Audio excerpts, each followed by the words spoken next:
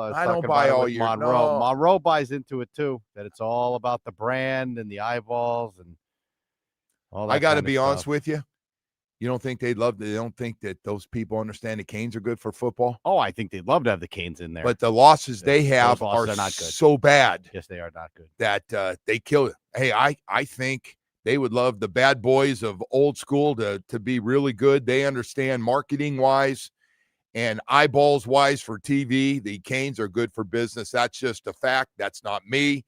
That's a proven fact of numbers that come out when the Canes are playing. The problem is, yeah, well, the ACC not getting a ton of love either. So they're not. Boy, Virginia, the highest ranked at 14, and hell, so they're going to get one. Well, they're going to get one right? because somebody's going to win the Well, ACC. yeah, automatically, but they'll get one team. But that might be it. Yeah, Yes. that might be it. And it's going to be stuffed with SEC and Big Ten schools. And by the way, they should. What else is new, right? But they should. Why shouldn't they? I mean, I don't. Hell, Texas A&M still undefeated. I didn't see that one coming. I didn't know they were this good, and they're an excellent team. And Ole Miss has been great. And yeah, they've got a whole the batch problem, of though, schools. is, Joe, like if Miami, let's say they win out, right? They lose 2 games. Probably not getting in. I know they're definitely not getting in. Yeah. I would say, but is it unfair though? Because like Miami can't choose their schedule in the conference. Like, it's not their fault they're not going to play anyone else the rest of the way, right? Like, yeah, but Woody, let me give you the other side of this, because that's the weak side, honestly, okay. the side you're bringing. How about just take care of the weak schedule that you had when you're looking at it and going, because I remember you're guilty too, just like me. Yes, hey, we actually win all those. We don't have Georgia Tech. Hey, this is pretty good. We don't have Virginia. Wait, and you it looked very favorable for them. Yes. Yes. And you stub your toe. So now you want to talk, it's not their fault. You're right. It's not their fault. They lost. It is their fault they lost those games. The really frustrating part is, like, Louisville is your toughest game, right? I think we can all agree on that. Right? Louisville came in on this thing at, 15? Yeah. That was your toughest game. You lost that game, but you were still very much alive. Yeah, but you knew, I hope every guy, whether they were 18 years old or 65 years old working in the back, understood that you can't lose to SMU on the road after that loss they just had the week before and 3 on the season. Yeah, that loss just basically disqualified them from everything. Horrible loss. But I thought after the Louisville game, all right, the schedule is not that difficult. You should be able to win out. You're going to be favored heavily the rest of the way. By the way, they lose to Louisville and they win the rest. They're going to be in. Yes, they were. They were going to be in. It would have been the ACC. And by the way, we probably heard, like, who did Miami play in that ACC schedule? They didn't even play the hardest teams in the ACC. But it doesn't matter right now. And the sad part is you still got a lot of football games left to play. Mm-hmm. Anyway, we've got a whole bunch of stuff to get to here. Charles Davis, who's going to be on the call for CBS for the Dolphins and Bills game coming up on Sunday. We've got a lot of stuff. Brian Baldinger will join us later on. So let's get into it, because we actually, what the Jets just did and were able to get, we've been there. We were just there a few years ago. Let's see if they do a better job with 5 first-round picks and 3 second-round picks that they're going to have the next 2 years. That's pretty much what the Miami Dolphins had. You remember that? Everybody remember the 2 Austin Jackson, Noah Igbenogany? How's that 3 worked out so far here now, coming into their prime of their careers? Robert Hunt, Raekwon Davis, Waddle, Phillips, Holland, Eichenberg, you kind of get the picture. The Jets have been awful, but they had 2 really, really good young players. Really, really good. They hit on a couple first-round picks with a little Sauce Gardner and obviously with Quinnen Bell. And that's been the difference. That's been the difference. They were able to get a whole bunch of first-round picks and a first and a second-round pick, and they're in great, great shape right now with the picks. So that's what they were able to get, and so it's a rough one for to watch this thing. By the way, I Looks said like they're gonna Quinn have and their Bell, choice Quinn and of, Williams. yeah, I did Quinnen that. Williams. Quinn I and didn't wanna Bell's our correct guy. you, but, No, I know. That'd be 2 you days Champ in a Bailey'd row. us yesterday. Quinn So and it looks thank like you they're for gonna have reminding their, me, Jerky. sorry, Quinn your and choice Williams. of, quarterback When I get to in New be as York, huh? perfect as you be, then I'll be great, though. But You didn't thank have you. to correct yourself. We weren't That's gonna right. correct you. I was going to do it. Now it looks like they're gonna have their choice of quarterback, huh? New York. I don't know. It's still too early. Although they've botched that thing, man. They've had a rough time over there. So anyway, You like doing that, by the way? I got to tell you. Just fire sailing these guys off for as many picks you it's can a great possibly move. get. Yeah. But you got to hit on them. You got to put somebody in place. The weird thing is you left some of those guys behind too, man. Like Brees and Garrett Wilson were like, they were bummed out, man. Yeah, well, they could. They're going to stay over there and rot away. They would have dumped those guys too if they would have got the right picks. But I think what happened to him, it's funny you said that. It's the same thing that happened with Waddle. Yeah. They had Waddle out there. Teams wanted Waddle, but they didn't want to give up a number 1 pick. And I think Bradley Chubb, I get a call from a KMBR yesterday during the day. Hey, can you get back to us? I call him. Guys out there, some of those guys do the 49er broadcast that I'm friends with, and say, hey, you mind coming on? It looks like the Bradley Chubb deal. We just talked to the team. Looks like they're going to get this Bradley Chubb deal done. So I thought the Bradley Chubb deal was like ready to happen. And so, I said, all right, trade deadline's coming up. So I was watching anyway, and didn't happen. So I just figured they wanted Bradley Chubb, but they weren't willing to get up, and I get it, man. If it's a 7th round pick or even a 6th round pick, I mean, the Jets they loaded up. Now, this is what you get when you have all pro players and Pro Bowl players on the defensive line, the defensive tackle, and a corner.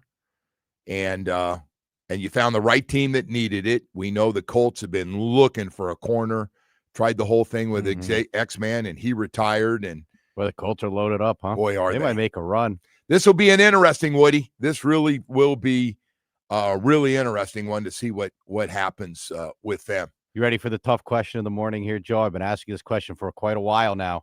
What is the vision of the Dolphins? I don't know. What honestly are they doing? They traded away one piece. They kept everyone else. I don't know. What are they doing?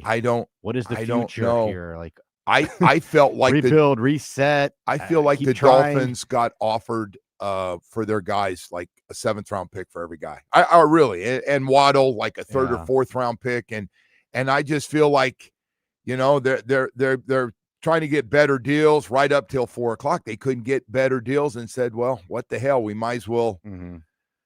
We might as well keep them. I got to tell you, Dave Hyde, for the 3rd straight day, has got an unbelievable article. Really explains everything about the team. Like, matter of fact, if I do half my show today, it's Dave Hyde's article. So I don't want to be a complete thief on the work that he did, but it was unbelievable. And it's right on the money with this team and everything with this team. And he talked about the guys I just brought up: Tua, Austin Jackson, Noah Igbenogany. Austin Jackson, always hurt. Noah Igbenogany, 1st round pick. They got rid of him. I've never seen a guy get torched in practice during camp like he did every day with all. And he was a talented guy. Physically, you watch him warm up and run and jump, and you go, I get it. But he couldn't play. Could not play. Robert Hunt, gone. Paid, Carolina paid $1 zillion to get him. He's gone. Raekwon looking for a home here recently. I don't know if he finally got picked up or not. Waddle, okay. Phillips, gone. Holland, gone. And Eichenberg hurt. And these are guys, honestly, that are all in the prime of their careers. These aren't, I'm not talking about a bunch of 30-year-old guys. I'm not even bringing up Cam Smith and some other top picks. But so even if some of these guys, if they were really, really good, you could have done what the Jets did yesterday.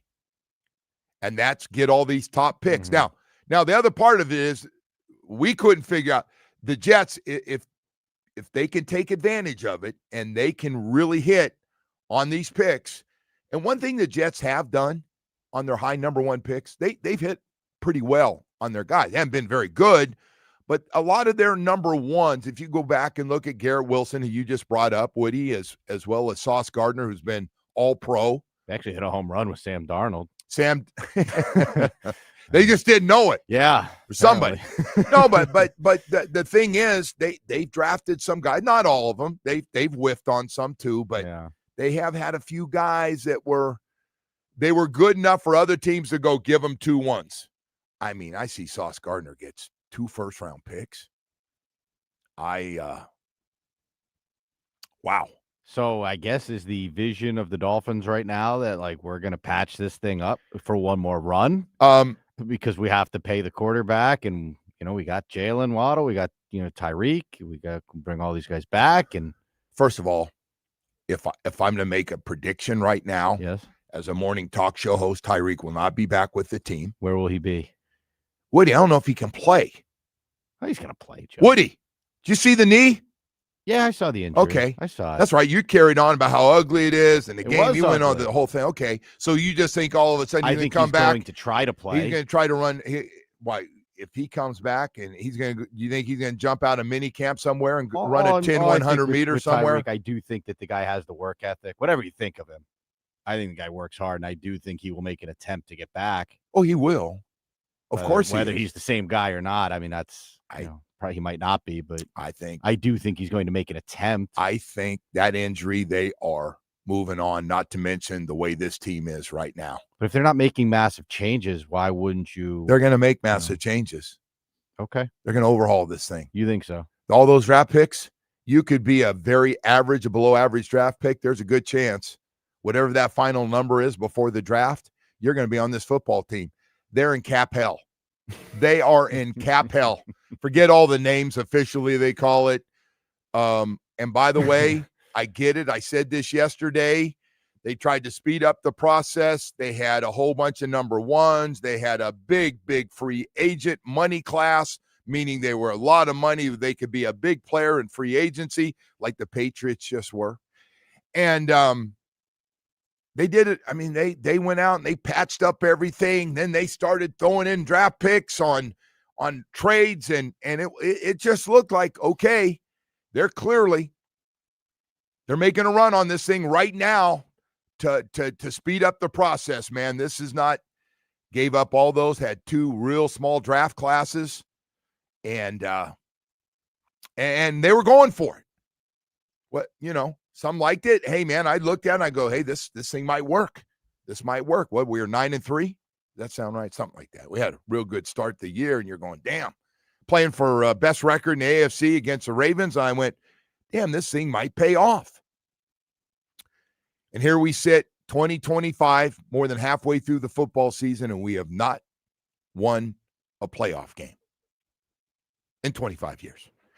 So that's, you got New England, who's clearly made their moves, right? And they're up there. They're off and running. Hell, they're even where I didn't think they're going to be better than the Bills at this point. They might have hit a home run with their quarterback, but good schedule. They had a good game this weekend, by the way. Bucks this weekend. Yeah, good game. Should be a fun game. Good game. But then now you got the Jets with all these picks. So where are the Dolphins in this whole conversation? We fall behind here. Listen, you look at this. We could be looking at the 4 spot in the AFC East where there's 4 teams. Somebody's going to have to make some really, really tough decisions. Wonder who's going to be making those decisions. So I got to tell you, man, I'm still trying to move on from the guy we had for 9 years who had final say on a lot of this.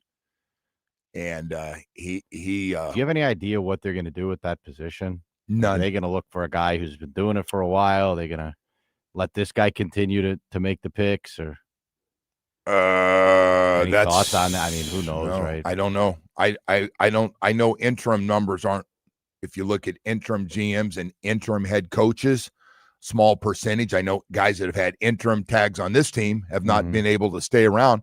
Now that we've seen 2 of them, we wish they could have, because 2 of them are head coaches in Tampa Bay and Detroit. The problem becomes if you're going to get anyone who's like serious, I mean, they're going to be like, hey, I'll come in, but we got to get rid of this quarterback. Maybe so that comes into play, and that might, and Woody, that's a good question. That might be a turnoff for some teams. That might be a turnoff for turn For off some her GM, right? for some Like, GM. He might say, "How many years you giving me if I've got to go with this guy yeah. or keep this guy? How's this going to work?" I'm telling you, I just, with all of us getting older, Joe, I don't I want to know. feel like Hey, next listen, year man. is going to be a throwaway too. Woody, I'm with you, but I don't know what else to tell you, man.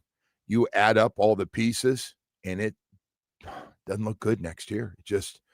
We got a lot of dead money. Let's just start with the amount of dead money. Instead of getting players with that money, it is called dead money. There is nothing there.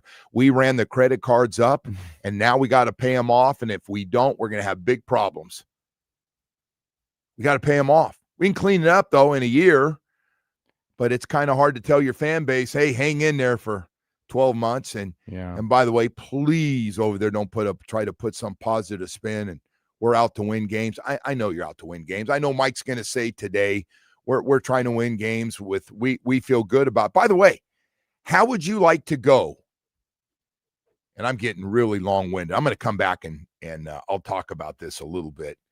Some of the guys, what they just went through over the last 3 or 4 days. How about 3 or 4 guys who were sitting around all day with their agent, talking to their agent on their day off, thinking and trying to figure out where they're going to go. And they knew the teams were in play for them. There were no secrets. Agents were in on all the deals of what might take place.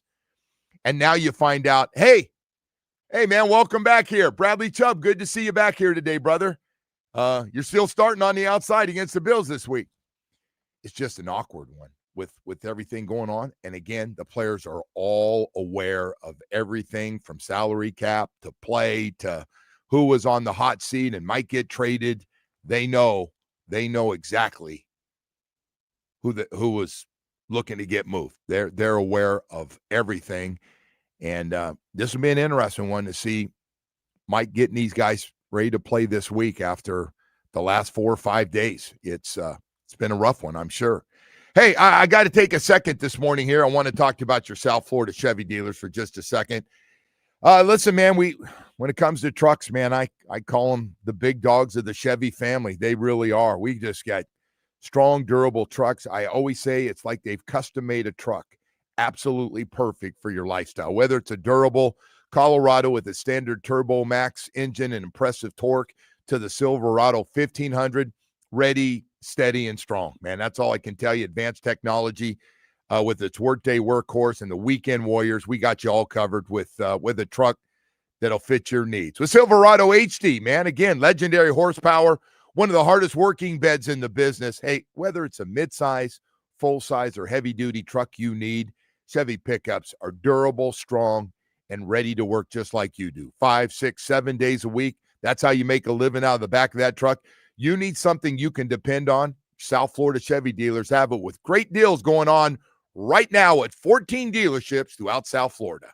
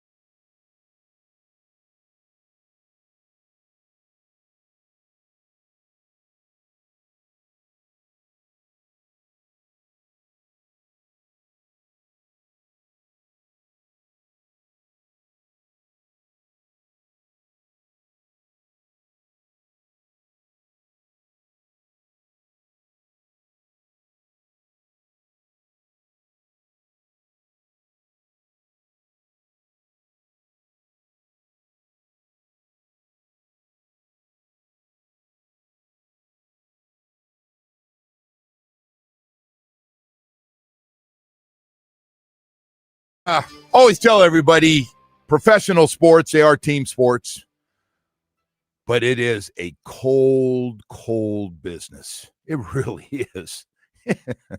It's big business and it's cold business. So let me run you through this. So the GM gets fired last Friday. After 2-7 start, 28-6 loss at home, national TV. All those shots of ownership in the box. That was a kiss of death, no question about it.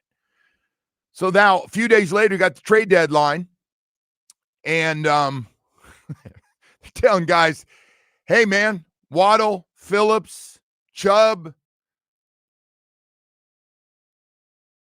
Minka, hey, give you a heads up. We might be trading you. You guys okay with that? Yeah. I mean, what? Oh, didn't happen. Hey, didn't happen. You're back. We'll see you. We'll see you on Wednesday. We'll be back and getting our game plans ready to go with the Bills. Man, that's cold business. How would you imagine those couple of days? And I get it. They're getting paid. They get their money. It's a lot of money and all that stuff. The poor don't feel sorry for the poor players and all that. I'm just telling you, if you're in that situation, no matter what, it's an awkward couple of days, man. You don't know on your day off. You're sitting there, your agent's giving you updates. And you don't know. And by the way, so Bradley Chubb must have heard the 49ers were trying really hard to get him. I'm guessing that was no secret because you got to check in with agents on all these deals. It could happen. They're the ones that leak a lot of this stuff out. You surprised all those guys were quiet too? Like nobody seemed to put any pressure on the organization to get out. So at least that we heard. I tried to say that to you. That's not Bradley Chubb or Jalen Waddles. Yeah, I know you were saying that yesterday. That's not you don't think anyone would do that. That's not their personality. I mean, now listen, some guys. But guys want to win, right? It's a very short career in the NFL. Yeah, you want to be somewhere where you can win, and this thing is not going anywhere anytime soon. I think Jaelan Phillips in a great situation. He's on one of the best teams. Fantastic situation. They have a team. There's no question. If the Eagles, there's a good chance he's playing in the Super Bowl. He's going to play deep in the playoffs and all that stuff. They're going to win that division, right? Does it look like? Am I missing something? Yeah, they're going to win that division. The other three teams are struggling, so they're going to get some home games and chance to. I just think if you ask Jalen Waddle, like, hey, you want to stay here and do this, or you want to go play for a Super Bowl? I mean, I think the answer would be obvious. Yeah, no, you're probably right, Woody. Quiet, I don't disagree. But know, right? But they were good company guys. They really were. Nothing leaked out. There's probably stuff said privately, but it's very easy to leak these days too. Oh, it is, man. It's very leaky. Oh, you gotta have the very leaky. Agent makes one call and you're very leaky, or the wrong agent that wants to really get his guy out. He could turn up the heat. So. Now it's like, all right, guys, we're back. We're a team. Hey, Mike's going, hey, let's, Mike's not controlling all this. He's just trying to get his team ready to go for this game. And boy, he's in a strange spot right now. He is, man. I just think it's an awkward situation. He's got 8 games left. We'll go to Madrid. His GM got canned. His GM. He's got to know there's a lot of noise around this team. He hears all the noise. And Mike has said more than once, I can't worry about it. Mike's got money coming in over the next few years, but he obviously is hoping that his guys play hard enough and well enough where somebody says, man, Mike is getting the most out of this team, and he's able to stay around. And then the Tua thing, I mean, a lot of people think Mike and Tua are tied together. So, hey, Mike's going, hey, Tua, I need you. Let's put together some game plans here and put up some big numbers and get some wins here. So anyway, that's where we are with this whole thing, and just really disappointing, man. With 8 games left, I had no idea we were going to be this bad. I didn't. Blown out in 3 games, 3 of the losses. The other ones you had a chance to win. Yeah, you had some fourth quarter chances, and they weren't all Tua's fault. Yeah, one was the Chargers game. Looked like you had it locked up. Would have been a real good win against a team that's right up there at the top in the playoffs right now in the AFC would have been good to get one of those kind of teams. And they make 3 plays at the end of the game, 2 plays. We can give them credit on the return, great field position, quarterback throw to his wide receiver, and then the field goal. And that was it. And that happened in just seconds. Just seconds. So anyway, we've got that. Charles Davis going to join us coming up here in a few minutes. So we're going to go to break and we'll come back. Charles Davis going to be on the call for the Miami Dolphins and the Buffalo Bills. So we'll talk to him a little bit after the craziness of yesterday and everything else. But first, I want to take a moment this morning to talk to you about Dr. Barry and the staff at Recovery Unplugged. Hey, South Florida, we're always talking about game changers on the field, but here's one for your mental health. If you're in a funk right now, off the road, as I like to say, going through some hard times, and mental health is behind it, Recovery Unplugged Behavioral Health has a beautiful mental health residential program in Fort Lauderdale. For 12 years, they've helped over 20,000 people heal with expert clinical team and innovative treatments like ketamine therapy for depression, anxiety, and trauma. If you or someone you love needs a winning strategy and could use some help, call 954-737-4508, or you can visit recoveryunplugged.com. Everyone deserves a great season in life. Let this be yours. Let's get you back on the road again. Recovery Unplugged, heal out loud.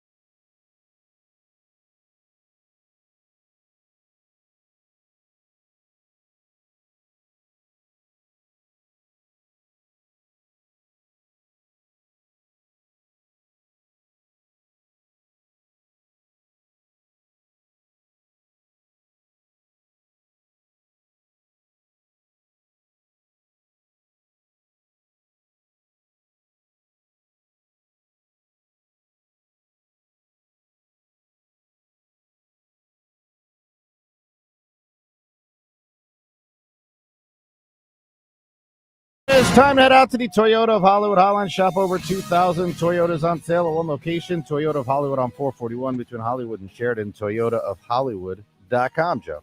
All right. Thank you so much. We're joined this morning. Charles Davis, NFL on CBS, color analyst, joins us. Charles, how you doing, man? I'm doing well, Joe. It's always good to hear your voice. How's everything? Yeah, I'm not as busy as you are, but I'm doing okay. Thanks, man. Look, as you and I both know, everyone's busy. Yeah. Right. You know, every time you run into someone who wants to tell you just how busy they are, if you're in a group of people, you can just look at faces and they're like, "Really?" Yeah. Yeah. Right. Have you seen my schedule? Yeah. The old Jack Nicholson is Jimmy Hoffa in the movie Hoffa, where he always would say, "Yeah, tell that to the working man." Yeah. And you and I, according to everyone else in the world, you and I play in the toy department, Joe. We're good. Right. No, you're right. Hey, Charles. So, man, I don't know how I was watching your high school national show, the Madden stuff, and then on top of that, you're doing the games for CBS on the weekends. So how's that tie in? You got to travel on that? If you don't mind me asking you a personal question, how does that work? Not at all. Sports Stars of Tomorrow. I'm fortunate enough to be, I guess, the host, right, of that show. Here's where it really gets crazy for a guy like me, Joe. You know, growing up, revering, admiring all the people in our sports world. I think you were probably similar. Like, God, if I could only be like that person one day, right? Oh man, if I could be like that person. How about if someone told my 8-year-old self that I would follow my 10-year-old self, I would follow Pat Summerall as the host of that show. That's amazing. Are you kidding me? Are you kidding? With all the people all those kids saying, man, what's your favorite video game? Madden, man. I'm like, wow, that's right. unbelievable. So yeah, I don't have to travel for it, Joe. I get to do the voiceovers for it weekly. The people I work with is great. They send me the script. I voice the script, send it back. I meet with them once a year where we go into the studio and we record opens and closes, and you change clothes for it for time of year, and they insert all of that. So I'm fortunate that way. Otherwise, I'd be traveling a heck of a lot more. But it's a fun show. I'll just leave you with this. A few weeks ago, I was back on campus at Tennessee and went by and saw the softball team. I really have an admiration for the softball program and the head coach. And a freshman on the team, I meet her, and she rolls up to me and says, you did my Sports Stars of Tomorrow story. She was on the show. Wow. I voiced her thing, and that's kind of the fun stuff in the recording part. No, I get that. That would be really cool. So, the Patriots-Falcons game. So, I think it's one of the biggest surprises. I knew they were going to be better because they were awful last year. But I did not think Drake May was going to come along. Has that been one of the biggest surprises for you now that you've seen them? How good they are? I'm with you on the idea of surprise, Joe, because surprise for me, and I said it before the season, and I stand by it, and I'm very confident this is what I said. I expected the Patriots to be the second best team in the AFC East when it was all said and done. I expected their move to be the second half of this season, not the first half. You know what I'm saying? Yeah. I thought it'd be a little bit more of a slow burn. Big believer in Mike Vrabel. I know that I don't have Super Bowls and, a ton of AFC Championship game appearances. He had one with Tennessee. I don't have all the stuff that you would have that supports this statement, but he's one of the top 5 coaches in the NFL. Okay, he's one of the top 5 head coaches in the NFL. I'll stand on that and fight with anyone on it and just say, hey, give this time and you'll come back to me. That's how I feel about Vrabel. And I knew he would do a great job, but did I think it would be this fast? The answer is no. I thought it'd be the second half of this year. They would get better. And I said at the end of the year, they'd be the number 2 team in the East, that Buffalo would run away with the division. And now they've got everyone in Western New York just going absolutely bonkers. I've got all these Buffalo Bills fans, because I grew up in New York State, who are calling me in near panic. What are we going to do? The Patriots, we're behind the Patriots. And I was like, oh, Lord. I said, are you kidding me? You're eight games in. You got the same record in the loss column. Yeah, but they beat us head to head. I said, you do realize you play twice a year, right? Yeah. It's not over yet. Relax a little bit. You got time, okay? Yeah. You got time. Hey, so Charles, I got to ask you, yesterday, boy, the Jets, they obviously looked and said, we can't do anything right now. We're going to get rid of our two best players defensively, and they got a ton in return. They got a couple of first-round picks, a 1 and a 2. What'd you think about what they did getting rid of their two best defensive players? Remember, they were 1-7 or whatever the record was with them. Yeah. So I have no problem at all with making this move with a first-year GM and a first-year head coach. So what you're saying as a management team and ownership is that you believe in that group because you're allowing them. Remember I mentioned the toy store that you and I work in? You're now allowing them to go to the toy department and play because you're getting rid of two great assets. You know you're not winning now, but what you're saying is, I like what you guys are doing, and I think in the future you're going to continue to do it well. Take these draft picks, parlay them, and let's go. Now, will it be immediately next year? No. But down the line, you're counting on these draft picks working.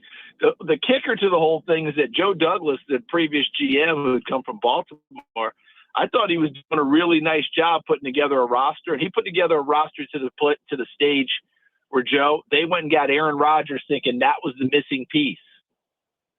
That's how good the roster was as of 2 years ago. Remember that? Yeah, it was. And you remember that one draft that Joe Douglas had where he had 2 first-round picks, traded back into the first round for a third first-round pick, and we're like, man, they are putting it together. And now look at where we are now. Brand new GM, brand new head coach. Management must believe in them, but I think it's the right move. You're 1-7 with those assets anyway. You're terrible.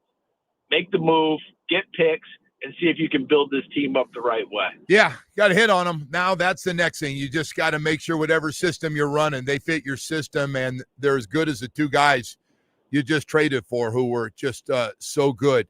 So I got to ask you about the Dolphins. I know you've done a couple of Dolphin games this year. What's just curious your take on the Dolphins? They tried to move some guys, end up only getting rid of Phillips in the trade, but that was it. What do you think about the roster right now? It's what you've all seen. I don't think I can say anything that anyone hearing our voices that follows the Dolphins hasn't seen already. I'm probably not going to express it with the vehemence that true Dolphins fans might express it with, but the nicest way possible, they are consistently inconsistent. Yeah. I mean, I don't know how else to really put it. I mean, I'm getting ready for this ball game, and I think the last time our crew saw you, they played a heck of a game with the Chargers, made a great comeback, put themselves in a great position to win, and couldn't close the deal. Right. Okay, it's kind of been the story of a number of games. We had essentially the same thing with New England. That's week right. 2 of the season that we got to see the Dolphins. So, this is going to be the 4th time we've seen them. The first one I'm throwing out the window where Indianapolis blew them out season opener. Week 2, had multiple opportunities, didn't get it done against New England. Then you go against the Chargers later on in the season. We just talked about that. Yeah. But wasn't it just 2 weeks ago they went up to Atlanta, who, by the way, beat Washington when Washington was still considered, oh boy, Washington's going to the playoffs, right? With Jaden Daniels, and beat Buffalo and pounded Buffalo. Didn't just beat them, them down. Okay, but Bijan Robinson ran for 170 yards, etc. Miami limits it to 25 yards running? Yeah, they did. And wins the game going away in Atlanta, and then turns around last week, and we're right back to inconsistent. Yeah, no, it's been a crazy year, by the way. Just in general, to think that we're not talking about Kansas City, Buffalo, and the Ravens. It's Denver, Indy, and New England. How about that? I think it's great. By the way, I think it's great for football too that we got some more guys in the dance now. Don't you? I would agree totally. But as you and I both know, Joe, and anyone who watches the NFL, that's how we're set up now. Pete Rozelle, the former commissioner, he wanted parity. He said his idea of a great year back then was a 14-game season. End of the season, everyone was 7-7, and you're doing tiebreakers for playoffs because that kept every fan base in it. Everyone's interest was high. Okay, Now, truth of the matter is, I think he had a little bit of a flawed look at it, because if you don't have dynasties and people to shoot for, it's not the same. Okay? Winning the World Series, if you go through the Yankees or the Dodgers, that means just a little bit more, doesn't it? All right? If you're in the NBA and you beat the Celtics in the finals, or you beat the Lakers, or you had to beat them to get there, that means more. You've got to have great teams to shoot for. That's where Kansas City comes into play in the AFC, right? Yes. That's where Philadelphia, who's the defending champ, comes into play. You want to have people on a run to shoot for. And right now, it's such a huge story, because if the playoffs started today, Kansas City's not in the playoffs. Yeah, that's crazy. Think about that. Now, we don't expect it to stay that way. But right now, they are chasing Denver, which would mean someone would win the AFC West for the first time in the last 10 seasons. I think Kansas City's won 9 straight years. So that just tells you all we're talking about. This is a run that now it doesn't equal it, but it emulates the New England run under Belichick in the AFC East. So I want to ask you about Buffalo, since they are coming to town here with the number one offense. For everybody complained about that group of wide receivers aren't good enough, and all they do is continue to win. The defense, but have struggled a little bit against the run, and overall, though, they have looked better. Do they have a team, in your opinion, good enough to maybe finally get to a Super Bowl? They do, if they continue to play run defense better, because you're right, the run defense has been very leaky. That's been a problem. And now Ed Oliver, their best defensive tackle, hurt again. You know, it's not just run defense. It's who's going to get home and get to the quarterback all the time. And they got to Mahomes big time last week. If they can keep repeating that, they'll be okay. But the big one's going to be a rookie defensive tackle, Deion Walker. You know, is he going to really step in there and really start to help plug run defense? Because otherwise people will run it. People are pointing to Kansas City like, hey, look what they did against Kansas City. Look, I think that's great. But here's the other thing, Joe. You tell me, is Kansas City really a team dedicated to running the football? No. Okay, so that's fine. But that's one of those ones where you didn't play a team that really could jump on your weakness. And by the way, doesn't have a heck of a lot of interest in doing it in the first place. Now, you match up again with Baltimore, you got a problem on your hands. Yeah. Because Baltimore's starting to get it together. And by the way, remember when Derrick Henry had that fumbling jag early in the season? We saw him on the bench trying to throw his head and looking so confused. You know, he hasn't fumbled the ball since. Yeah. He got 2 early fumbles, and you're right. He has not fumbled that ball, and he's running. We got to see it up close. They come. Yeah. And here they come. So all I'm saying is for Buffalo, yes, they have all the pieces in place.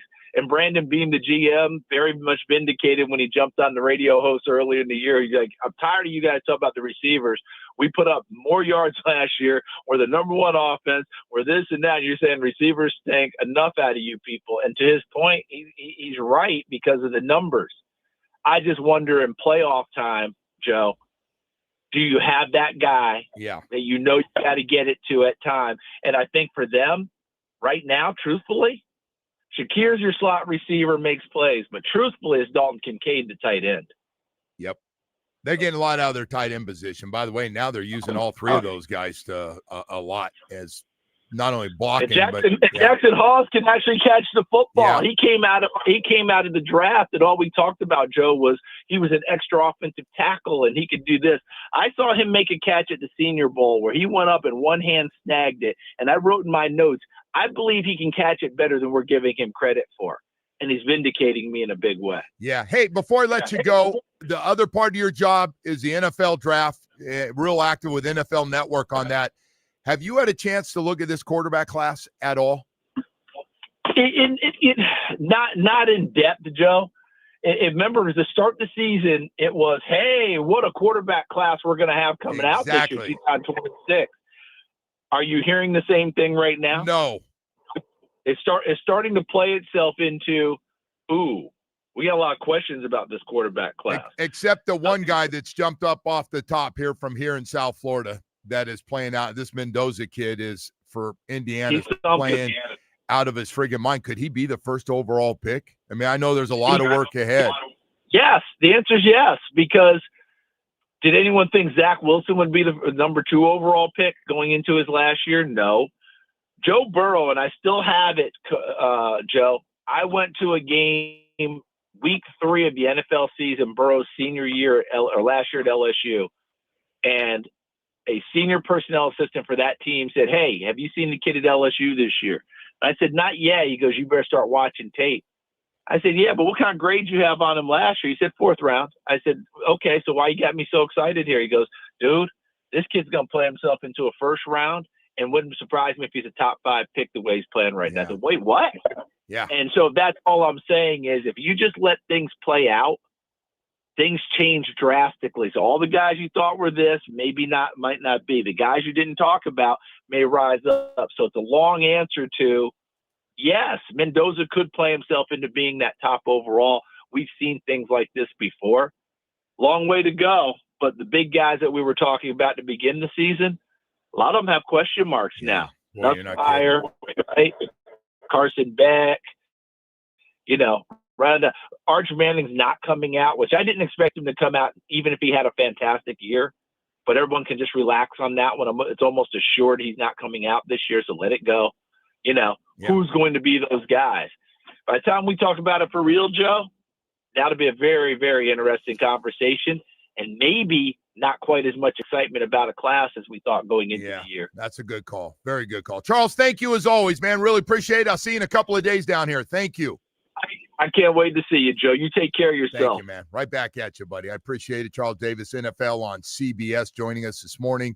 I do want to take a moment to tell you about Atlantic Men's Clinic. Doesn't matter, morning, noon, or night. Somebody wants to ask me about having low T and maybe ED, come up to me because I want to tell you what a great experience I had at Atlantic Men's Clinic, and I know you will too. That's right. Hey, man, whether it's your energy level, let's just start with that. How many of you young guys talk to your dad and goes, "Oh, I'm tired all the friggin' time"? How many guys in their 40s and 50s are walking around going, "I just feel like even when I sleep, I'm tired, I'm stressed out"? Probably got low T, man. It's okay. It happens to every guy out there. And usually with low T comes ED. You will have both at some point in your life. No matter what you tell your buddies, it's going to happen. Hey, and I want to let you know you can get rid of it. Atlantic Men's Clinic, this is what they do, is knock out ED and low T, get your sex drive back, get your energy level back. Because I got to tell you, if you're on that couch too much and all of a sudden you've decided you're going to be on that couch watching movies and not staying active, hello, 20 pounds. Oh, I didn't expect you so quickly. Well, that's what happens. I want to let you know when you go to Atlantic Men's Clinic, set up that first appointment. You get all your testing done, the PSA test. You meet with their professionals, and they put you on a program after they see the results, and you are off and running. With 7 locations in South Florida to serve you, including a brand new one in Hollywood. Call them today, 877-455-7300. Set up that first appointment. It's the most important one. AtlanticMen'sClinic.com.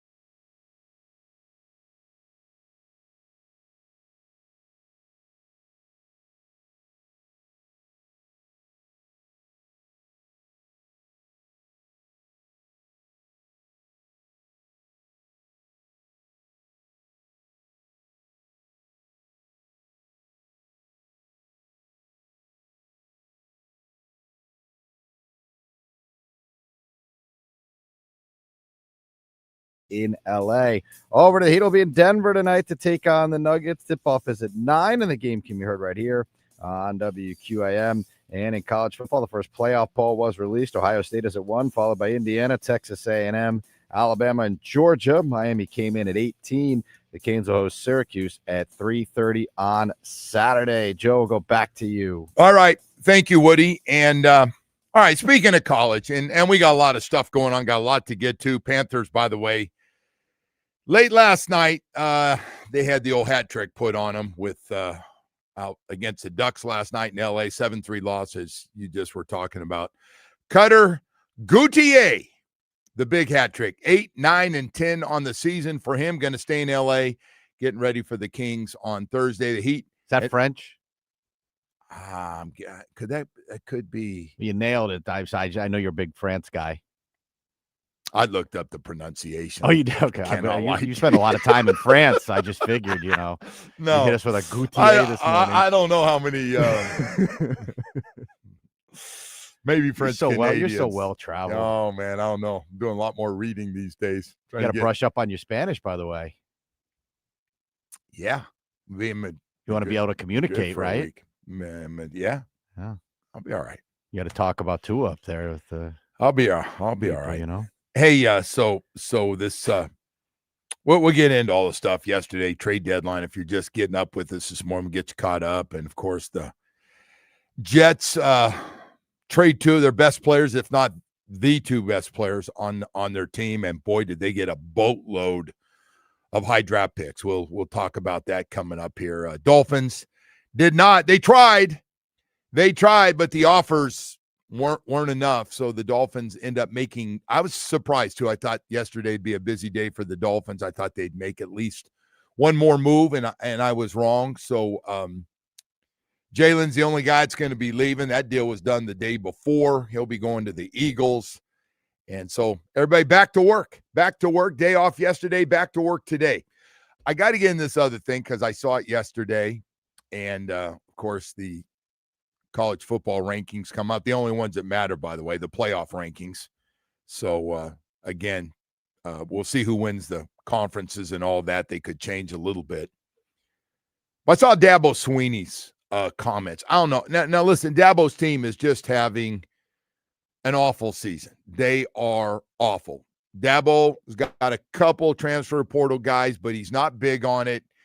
He's done a lot of complaining about the transfer portal. He's been complaining about the NIL and there's more to it. And you realize they've lost 5 games? I know. How many years would you have to combine 5 losses for those guys? Yeah, no, he was right there on top there for years, man. When they're all playing under the same system, he was a tough out every year for everybody. Didn't matter what division or what conference he was there. All right. So here's what Dabo had to say. This is his latest one.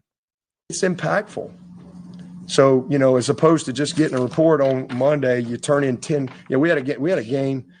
I'm not criticizing. I ain't gonna tell you the game. You are criticizing. I'm not gonna say the game, but we're only allowed to turn in, there's a system of accountability, but y'all don't know anything about it. It's behind a curtain. How dare we have accountability? In the meantime, we got gambling issues going on, people being suspended, all that kind of stuff, right? Yep. I mean, refs are people too. It ain't just coaches and players. And if they're a part of the game, then by God, they ought to be a part of the game. And they ought to be a part of the accountability, and they ought to be a part of the consequences, not just behind some shadowy curtain. No, they ought to have to answer for it. And listen, there's judgment calls and all that. And I mean, we just have to disagree to disagree. But there's also absolute flat out misses with no consequences. And, and you get a shoot, we're allowed to turn in 10 calls. All right. And so we had a game earlier this year that we lost. I had 14 I wanted to turn in, but I only turned in 10. All right. I thought 8 were wrong, but got back. Yep. Missed it. 5 of the 10 were wrong. And I mean, these are game-changing calls. Obvious pass interference, not called. That takes you off the field. Canes had one too. But yeah, we just get this will be addressed with the crew and yada, yada, yada. Okay. Yeah, but you ain't no public. There's no public accountability. Ain't none of that. So that's the system. The system needs to change. It needs to be changed. There needs to be challenge opportunity, and we need full-time officials. If you're going to have this type of stakes, it needs to be full-time officials. Okay, so Dabo made some good points. I don't think Canes fans would disagree. They just had a couple calls that were brutal. Pass interference all the way down the field. Instead, they just called a holding call at the other end and don't call the pass interference. And it was just, it was bad. So I get it. This is a bad time, though, for Dabo to be coming out with his team so bad. Hey, man, Dabo, this does not look like a Clemson team. And like conference does have a problem, though. No, the ACC's got a serious officiating problem. I don't know how you fix it, but, man. Woody. It's every week, Joe. Woody. We complain about officiating at every level. I know, but it's pretty good in the pros, though. In the NFL, it's good. I know those guys I are the agree. best. Those guys are the best. The guys in the NFL, and they take the best from college, and they bring them up. I had a good friend and went through the whole system. He's really good. But the stakes are, like, he is right. The stakes are too high for these guys to be this bad. And a lot of the stuff that, it's really, like, obvious stuff. Woody, I don't disagree. The first of all, let's just talk about pass interference. He brought that up. Well, that one, we know how reviewing that goes. Can't review pass interference. The NFL tried it for 1 year. How'd that go? It was a disaster. Matter of fact, the Dolphins against the Jets got a stop. Yeah. They replayed it. They called pass interference. They kick and they win the game. How many plays when you watch it in slow motion can you call pass interference on? How many holding calls can you get if you want to review holding? They're pushing and shoving each other down the field. Usually when they call it, you go, yeah, I could see it. You don't call it all the time. Yeah. I don't know what games are long enough as it is, especially in college. Listen, I am telling you for level of everything, please don't review pass interference, please. And the second one is don't do offensive line holding calls either. Mm-hmm. They're holding. Everybody's brother is holding. They are. Keep your hands inside. You got a speed guy going outside. The hand gets out wide. The guy bounces outside. You think it's an inside play, and all of a sudden your hands are in the wrong place. You get caught. Well, look what happened in the NFL with the Patrick Mahomes thing, with the deflected pass, right? The ball gets deflected clearly. Throws. It's a wobbly 5-yard pass, which Mahomes would never throw. They don't see it for some reason. Then they go, oh, we can't review it. Nobody even knew. Even the guy in the booth had no idea if they could review it or not. So that's the problem with the NFL. They keep adding stuff on. And if they call the penalty, then we can review whether it's a penalty. But if we don't call it, you can't review it, even though it looked like. So it's all very, very confusing. I just don't want to hear it. Look, if one of the guys that has the best record wants to come out and say it, I get it. But nobody wants to hear Clemson the way they're playing football now. All of a sudden, do you think that's the only reason they're losing all these games? I saw Syracuse when they had their starting quarterback kick their ass. No, I think Clemson stinks. I think that's why they're losing games. And he's fighting a system that's in place, and he can throw out the gambling and I think Miami's gotten screwed on a ton of calls, but I don't think it's the reason they lost. Games they lost. No. You go out and win the game, man. Like, you got to play through that stuff. Mario says that too. It is what it is. You got to play through it. I just, I don't know about his timing of coming out. It's actually good timing for him. And the whining of calls, and we got to do something about it. We got to hire him full time and do this and do that. That's been discussed for years. Texter says Dabo is right. ACC refs are pathetic.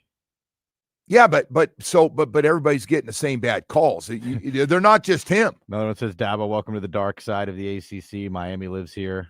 Yeah, exactly. You think Miami wants to hear it after a couple of calls that last game? Not that they didn't have a bunch of they earned a couple. They earned some of those calls. They went back and you went, what are you doing, man? But there were a couple they didn't have to call. I agree. I don't think this, as someone says, sports have declined since online gambling. I don't think it's anything to do with gambling. Well, this is, see, he brings it up though. Yeah, but he this has tied nothing to do with that gambling. right in. So now, yeah, we're out to screw the gamblers and make a difference. That's just what sports is about. Come on. Are they always betting against the Canes? Is that what you're telling me? But it does seem like the Canes get their fair share of college bad officiating calls. is not as good as the NFL officiating. We bitch about the NFL officiating. We do. I guess. We do. There's always going to be controversy, but it does seem like they miss a lot in the ACC. Yeah, they do. And supposedly they're good. I'd love to know they are good. They're grabbing the best they can out there. And again, they do miss them.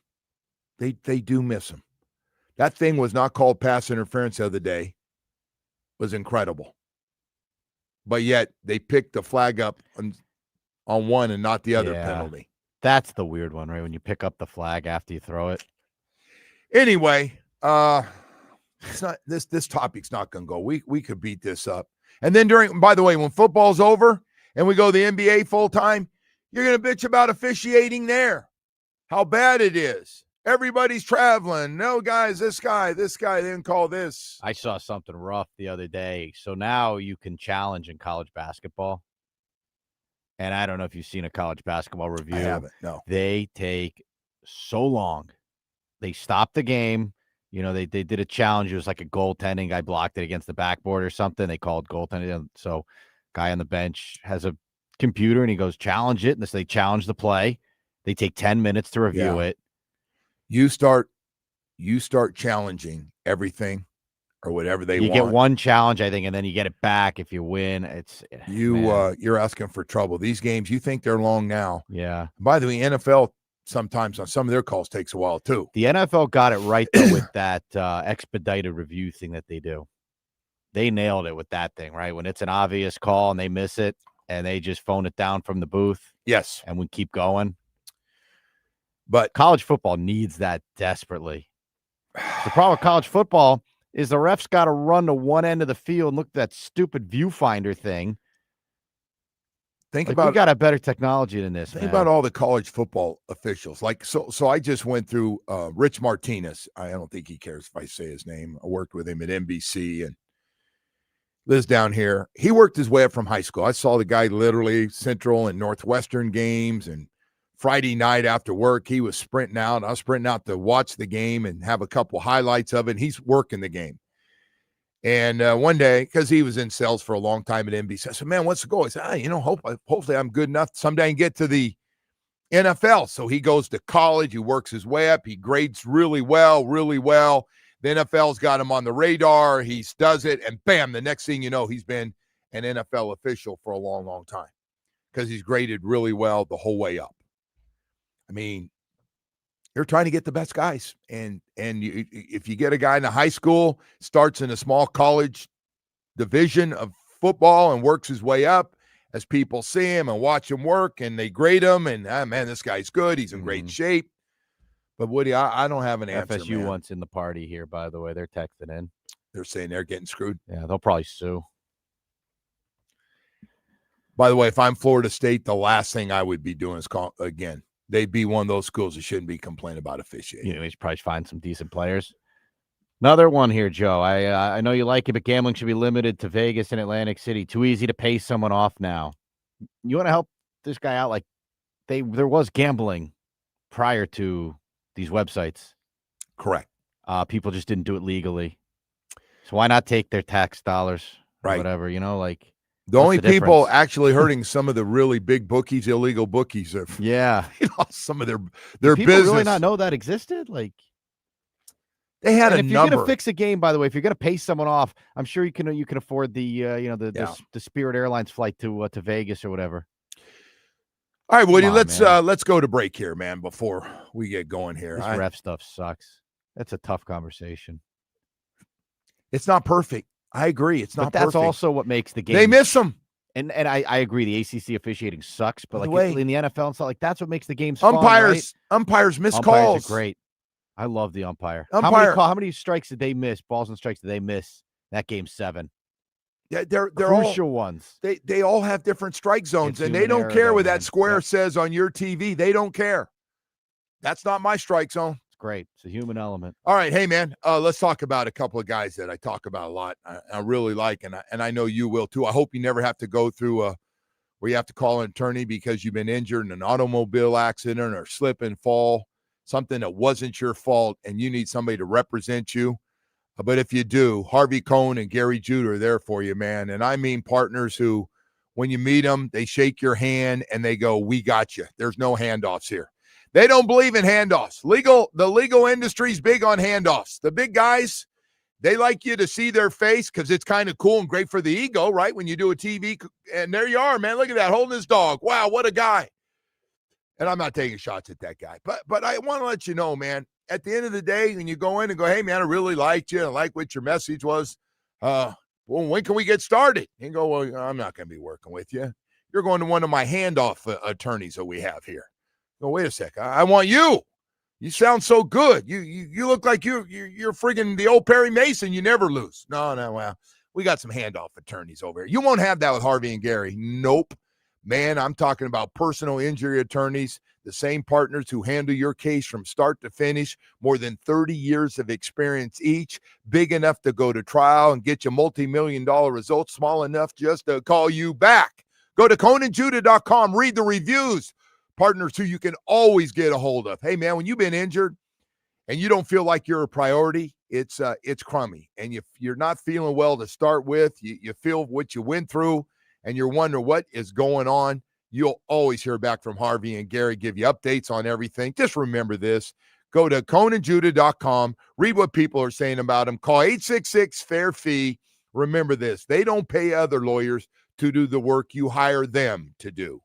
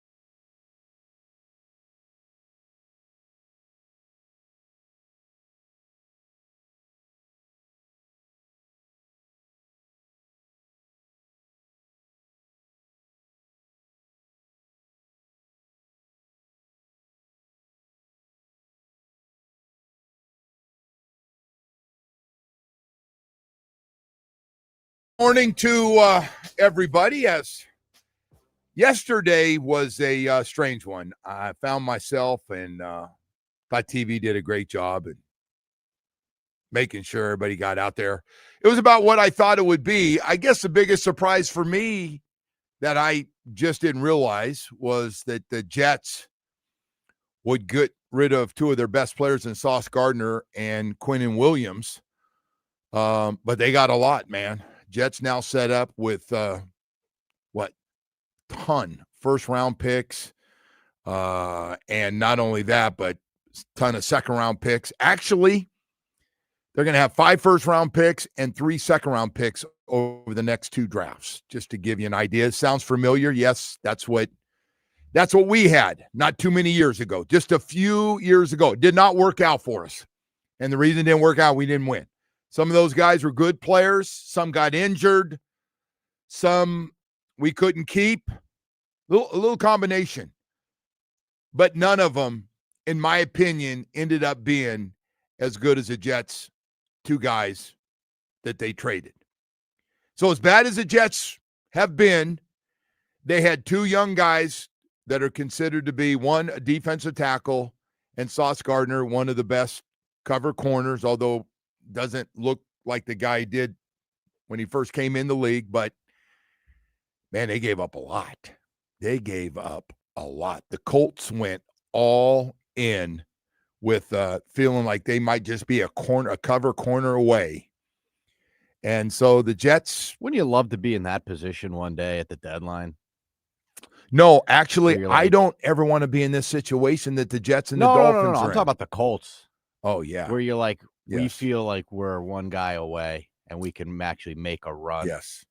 The Colts might actually be good enough, Joe. So Charles Davis said crazy. this morning. I agree with you, Woody. I agree there for real. They just don't have any experience. This is kind of the first time. They haven't exactly been here. They were 8-9 or 9-8 a year ago. They're right there with us. And but now you look at that team. Some people think they have the best offensive line, running backs chewing it up. All of a sudden, a quarterback that looked like a failure with the Giants looks like he can play. Anarumo, people are just praising Anarumo and his aggressive style, defense, and what he's been able to do. They look pretty good, man. They look, and they went for it. I mean, that is a move. Your fan base went, what? We got friggin' Sauce Gardner? So we'll see how it works out. I think this thing's going to be great. It's supposed to be Kansas City, Buffalo, and the Ravens, right? Those are kind of 3 teams everybody said. Matter of fact, everybody's saying Ravens had the best roster before the year started. Kansas City's going to be hard to beat with that great experience and a lot of those guys coming back. And Buffalo is basically coming back with the same team, although they did add a receiver and they added Joey Bosa, who's been very good, by the way. Joey Bosa coming back home this Sunday to play. So you have that. And by the way, they're still all have a chance. It's not over for any of them by any means. Ravens now have won a couple games in a row. Lamar's back, and we'll see what happens. But Denver, Indy, and New England have been the story. Denver, Indy, and New England all have 7 wins. Wow. All lead their divisions. Crazy story. Did not see that coming, but it's part of the game. It's fun. It's good to see. There's some other teams that have a chance. Can any of those teams break through once the playoff starts? Anybody can get Kansas City in the regular season. If Kansas City gets in, we do know one thing about Kansas City. They can go on the road and win too. Ask Buffalo and ask Baltimore. They can do it. So it'll be fun to watch and see what's going on. But I got to tell you, what the Jets are going through again, and the Dolphins are going through right now, it's tough to be in this situation. Except the Dolphins don't seem to know like where they stand on this. Well, thing, no, right? They're no. Like, do we patch it up and run it back? Do we fire this guy? Jets are coming back with their head coach and everybody. We don't know what's going on. I wonder if they know completely what the game plan is. Who's going to be the GM? Who's going to have final say? Is the head coach coming back? What guys are we going to have back on the team? We got guys under contract, but there might be some guys that don't have guaranteed money that you don't want back. What about the guys that are always injured? You're going to have them back because when they're healthy, they're good? All those decisions have to be made by somebody. Well, there's only one way to get this fan base excited, Joe, and that's to take a first-round quarterback. I agree. It's the only way. I totally You come back with this trash Woody, for another year. I totally agree with you that if you're looking for one thing, and let's have somebody make the Woody, pick that knows what they're looking Woody, at. that please. is the best call you have made. There's one thing left for our beaten up, and I mean beaten up fan base. Remember how excited we were when we drafted Tua? I mean, none of us knew how bad I he was do. going to be, but I mean, we were so excited. Your fan base, the one thing that get them interested is if they see a quarterback who they think, and you think, more importantly, the Dolphins think, has a chance to be a big-time franchise quarterback. Hey, I want to tell you about hurricane season. Oh, man, it is time to protect your home with Loctite Impact Windows, Doors, and Roofing. I say this every day, man. I see the damage that's been done on some of the islands. It's terrible, and wish those people only the best going through what they're going through. But you never know, man. At some point, it's going to be us again. And all you can do is protect your home with the best products, best quality work, whether it's impact windows and doors or roof. And boy, I'll tell you what, Loctite would like to be there for you. You got an old leaky roof, replace your old roof now. You can pay later. Loctite Impact offers the highest quality roofing materials with lifetime warranty plus thousands of 5-star reviews. Save big on a legendary state-of-the-art impact windows and doors. Impact windows as low as $6 per window per month installed. Don't wait for the next storm. You don't have to. Get the process started. Visit LoctiteImpact.com, LoctiteImpact.com, or you can call 954-500-LOCK. That's how I want to call. I don't want to do websites. I want to call, and I want knowledgeable people to answer the phone, and that's what's going to happen. You're not getting a recording. You're going to talk to those guys. They can answer all your questions and get you started. Competitive prices, covering all of South Florida. LoctiteImpact.com.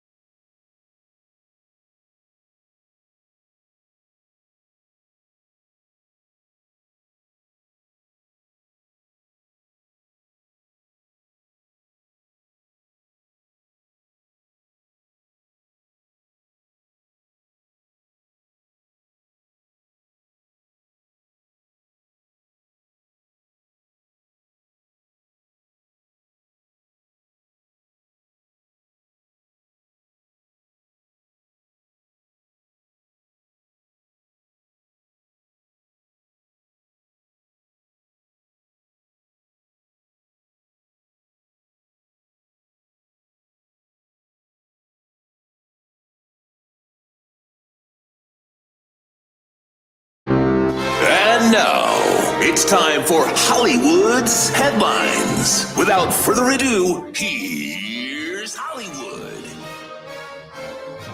All right, Woody, what do you have for us today? All right, Joe, not helping my argument from before about this whole gambling thing. I don't know if you saw this story, but multiple UFC fighters have now come out and they reveal they have been approached about throwing fights before. This is after this guy, Isaac Dolgarian, was released by the UFC. The official reason cited was the loss, but that comes, there's an investigation going on right now. A large wave of bets came in to lose in the first round, which is how the fight happened to end. Well, and I ask you this, Joe. If we don't have integrity in cage fighting, where do we have it? You know, it's funny. I thought of this the other day. We were talking about the UFC, and they're talking about all these sports and the gam. You're not making some of these guys on the cards aren't making a lot of money. I don't even blame those guys. They're going, yeah, what the hell? I'm 35 years old. I'm going against this guy. He kicks me anything close to the head, I'm going down. Yeah, those guys are killing themselves in there. I'm going to make more money on this guy paying me off on the side on this when I got knocked out prop bet. I mean, unless you're like John Bones Jones, I don't think you're making enough to really. You're not making Terry Rozier money. No. Oh. I mean, you're not. No, I'm just like as an example. Terry was making 26 mil this year, right? Apparently wasn't enough Those guys to keep won't make him that from in their career. No. Not even close. Yeah. Anyway. We got problems, Joe. We got problems. We got problems. Speaking of problems, they keep putting a microphone in front of Paul Pierce here as his DUI now? start to rack up. And he's got a podcast. And, well, I guess everyone has a podcast, Joe. But here's his latest scorching hot take here. You really want to know if a girl loves you, you need to go out and cheat on her. Let's see. If you really want to know if a girl love you for real, go cheat on her and see how she react. Now we're gonna see what's real. I'm just saying, like, I don't know. Tell me. That is without getting in my own personal stuff. That is one of the dumbest things I've ever heard. He really is a complete idiot. Now, if he's doing that, trying to be funny, and you're talking privately with your buddies, okay, maybe somebody get, a half a joke out of it. But his co-host is a woman. She looked mortified. But he's sitting there, Joe, in this weird, outfit. Well, first of all, sunglasses on inside. Because you remember when he was at that out of his mind. What do you remember? He's at the poker party and the girls behind him. Yeah, I'm at a poker party is one thing, but if I'm sending out videos of some girl half naked behind me, that might almost fall under cheating in my home. Now, I can't speak for everybody out there, but to come home and ask your wife and tell her, I just cheated on you, or she finds out you're cheating, I'm guessing 99.9% of the wives are not going to go, it's all right. I thought it was kind of funny. How was it? I love you so much. But then again, Joe, the 1% is Deshaun Watson's wife. Only you. She goes, you only did it 75 times. No. Ring. She goes, I believe. Tell me one more time. I want to believe you. Just tell me. I had nothing to do with those 65 women. He comes home and he goes, listen, 10 more women are about to come out today. You know the deal. Yes, I do. I love you. Here's your ring. We getting married. Look, man, I know everyone can have a podcast now. But if you're listening to Paul Pierce's thoughts on life, you need to reevaluate what's going on in your life. I've said some really stupid things through the years that I've been reminded of from time to time. Mm-hmm. But that's got to rank right up there. You want to find out how much a woman loves you, cheat on her. You realize he says, like, he, went all in on the I'm better than Dwayne Wade thing again. He goes, there was another thing where he lists. Well, he's got this. What's the deal with he and D Wade? Why does he not like? Well, it's not just Wade. It's LeBron too. So he goes. They asked him like all the players you'd want, like a top Game 7 players or something, and he left LeBron off the list. And it's No, like, how because many games LeBron did took care of him yeah. in 6. He didn't need the sorry, 7th game. Sorry, that's right. It's like, how In many your times house. did that guy torch you? In your house. Good Lord, man. I was at that game. Good God, was LeBron good. One of the greatest games Imagine I've driving ever around seen. your car. You're like, I don't see what Paul Pierce has to say today about life. Anyway, Jeff. By the way, is Paul Pierce still mad at Ray Allen, or is he over that? I have no idea, but Ray Allen was at the Canes women's hoops game the other day, sitting courtside. Yeah. Pretty cool. Ray Allen's one of my favorite guys. Love Ray Allen. I love Ray. I wish he was, not so private. There have been a few guys that just real That's all private. right. That's all right. We like Ray Allen. Love Ray Allen. Love Ray Allen. All right, love that Joe. 3 hitting the corner. Movie that a lot of people like here, Will Ferrell's Elf. You've seen Elf, right? I have. His costume, Joe, is going to go up for auction. There are multiple ones that have been sold in the past here. 100? The last one from the film sold for $270,000. We have one here that is coming up for sale, Joe. If you would like to bid on this item, they are estimating that this will go from anywhere between $130 and $260. No. Woody, how do you find all these things? Nerd community chat room. I have websites for this stuff. I don't know. You've been going to those big shows on some of these things on the weekends that are in different hotels around the country. Yeah, I like the. You ever go to shows. those? Yeah, I do. Dress up, paint yourself up, head to one of them for the weekend. I got one more for you, and What else this is you have? this is arguably the weirdest story we've ever done in the headlines. That's saying a lot because we do a lot of weird stuff here. But did you see what Tom Brady has done recently? Yeah, he's got everybody fired up. Everybody fired up about the dog cloning. So Tom Brady, his dog passed away, and got a sample of the dog's So he's blood. going to the shelter where there's tons of dogs.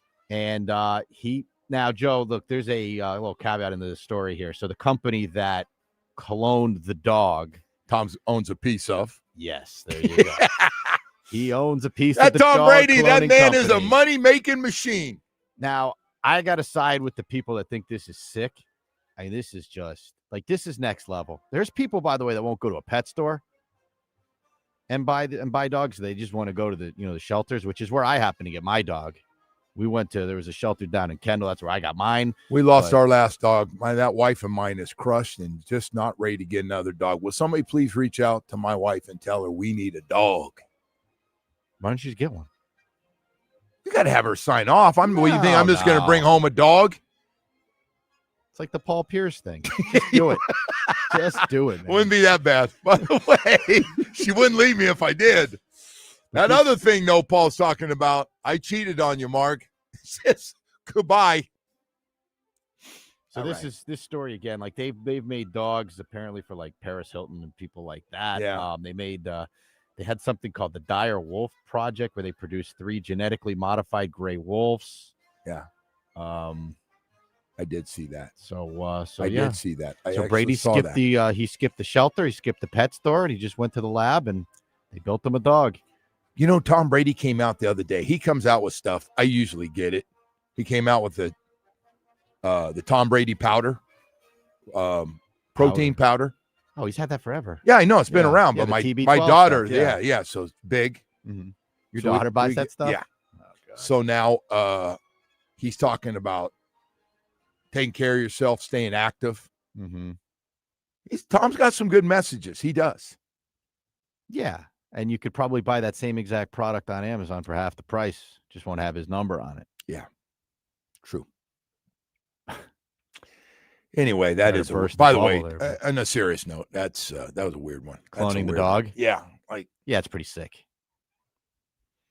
It's actually really sick. Sure, you could still find the same. I mean, it's not the same animal, is it? I don't know. It looks the same, know enough but about it, Woody. do they have the same brain? Do they think the same? I don't know. I'm guessing not. How do they grow it too? Like, Woody, I don't know. Grow like in a dish or something? Why don't you write them all down and just hit Jamie with all of them back there. He'd love to hear why. This is where maybe we can become investors. I got a feeling if Tom Brady's involved, it's probably out of our league in the money, just so you know. 8:00 hour is coming up. Alan Poupart's going to join us, our SI.com Dolphins insider. We'll talk to Allen, who, by the way, I say this all the time before we have Allen come on. Allen has been with this Miami Dolphin team longer than anybody that works in the organization or covers this team. Poupart has been Dolphin Digest going back to the old days, covered it when we were at the old St. Thomas. He's been around a long time. One of the most fair guys that I know. I want to tell you about somebody else that's very fair, Baptist Health South Florida and their sports medicine program. Baptist Health South Florida does a lot of great work in a lot of different areas, but I got to tell you, the sports medicine program, I'm not ranking them, but it's one of the best in the country. They have put together a team of specialists and team doctors, knee, shoulder, foot and ankle, hand specialists, back specialists, hip and knee replacement, Achilles. I mean, across the board. They've seen anything with knee, they fix and do great work with some of the doctors they put together. Just an all-star lineup of doctors. The best news is it's not just for high school, college, and professional athletes. Yeah, they take care of Inter Miami, the Heat, the Panthers, and the Miami Dolphins. But, hey, they're going to take care of all of us. That's the great news with 3 great facilities. Doctors Hospital in Coral Gables, Hard Rock Stadium right next to the training facility, and 595 in Pine Island in Plantation.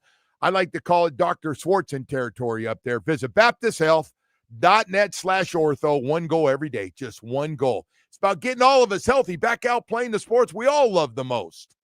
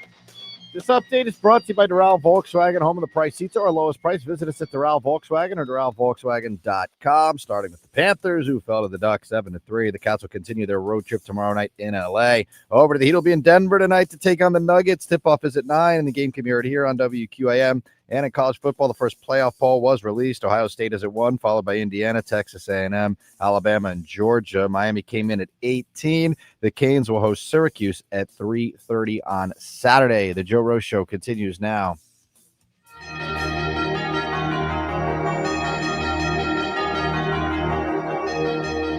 And it is time to head out to the Toyota of Hollywood hotline. Shop over 2,000 Toyotas on sale at one location. Toyota of Hollywood on 441 between Hollywood and Sheridan. ToyotaofHollywood.com. All right, Woody, thank you so much. Alan Poupart, All Dolphins podcast, a really good one, by the way, really good, joins us this morning. And, Alan, I start with this one.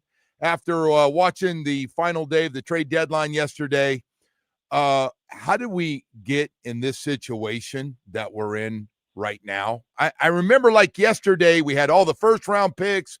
We had all the second round picks. We had all that money for free agency. Then we were trading for all these guys who were proven players as pass rushers and wide receivers and cover corners. And here we are just a few years later in a real bad place. Yep. How do we get here? How much time do we have? Yeah. Whole bunch of things went wrong, and it's pretty amazing just how far the Dolphins have fallen just even from 2 years ago in 2023 when they had a really, really good roster, probably their best roster since long time.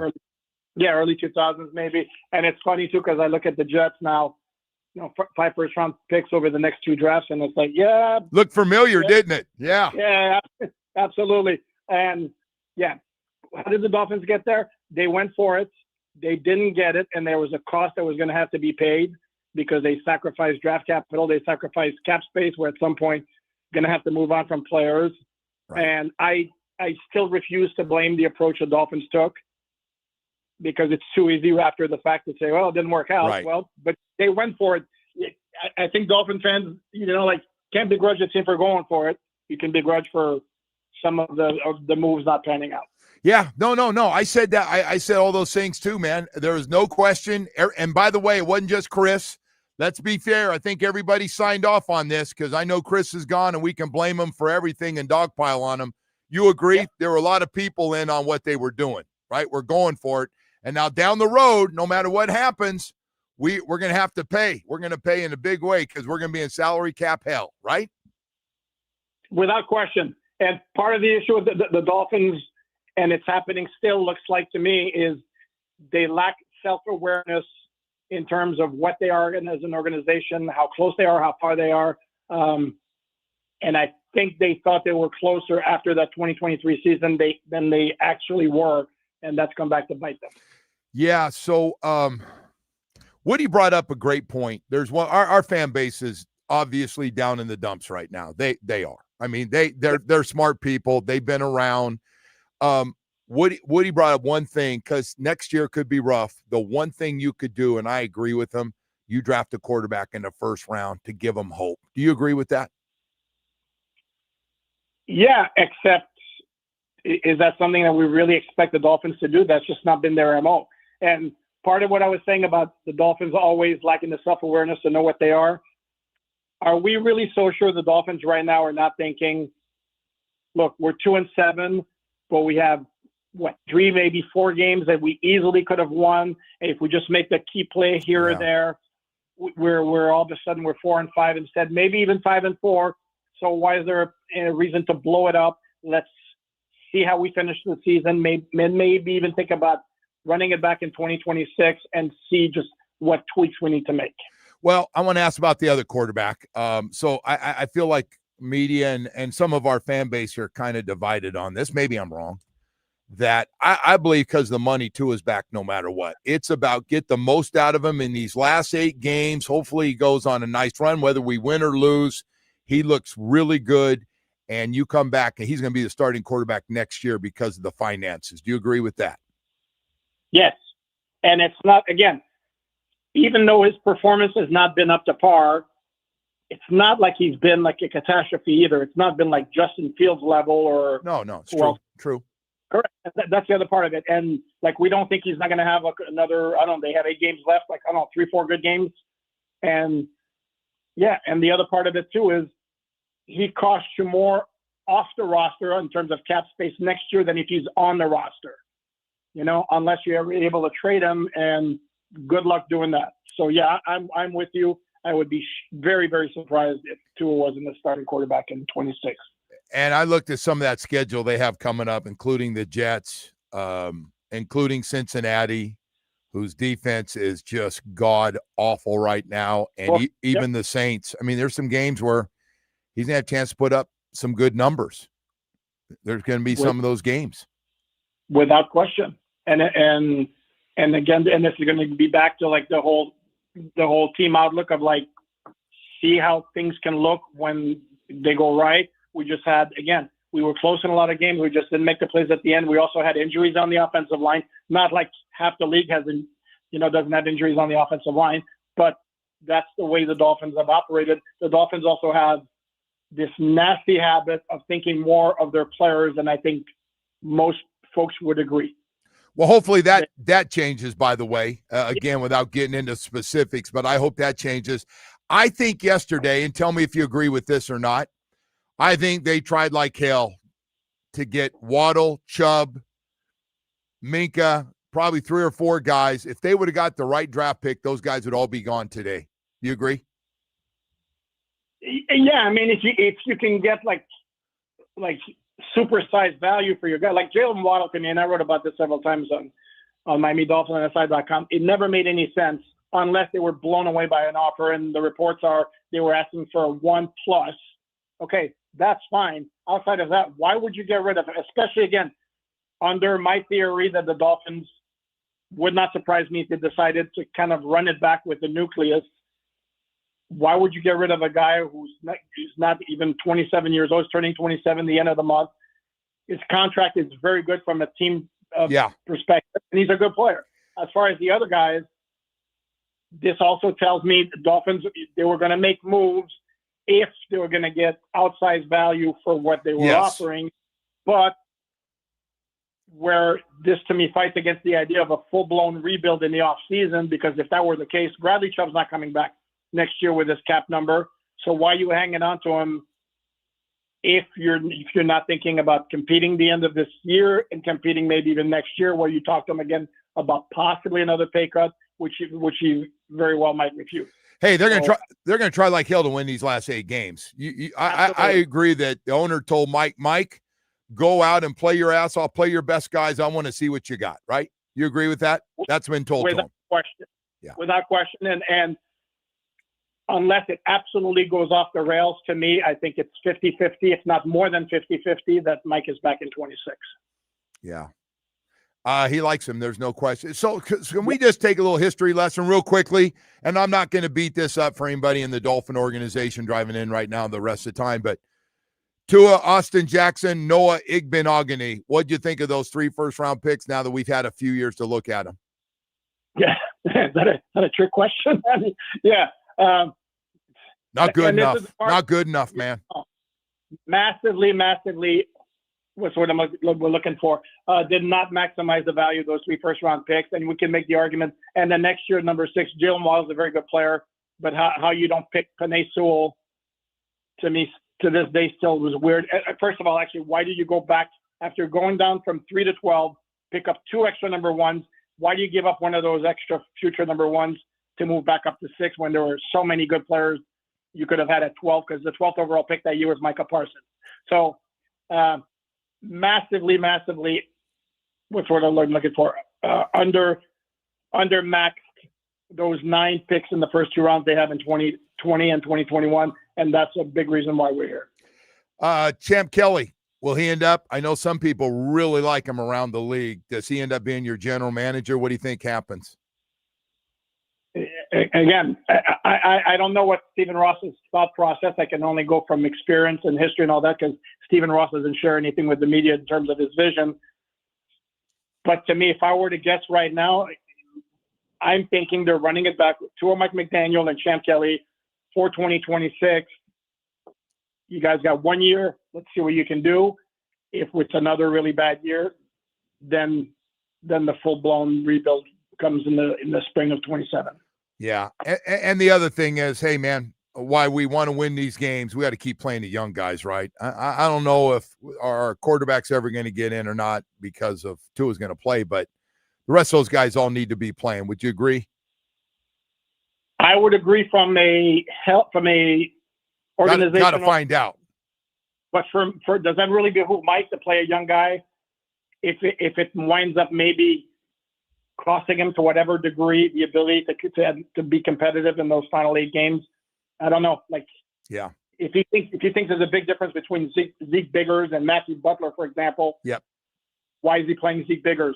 If he's worried that maybe I'm not coming back in 2026, unless he's already been told he's coming back, that of course we don't know that because again, there's been no communication from the owner. Not even that he's safe through the end of the season, even though it's been reported by multiple national outlets. You know what's most frustrating to me, and this whole thing's been very frustrating to me, but I don't think we have a game plan put together. I don't think that's been finalized on the whole game plan. There's so many questions I get asked every day, and I know you do too. And I go, I don't know. Your guess is as good as mine. I don't know. I think so.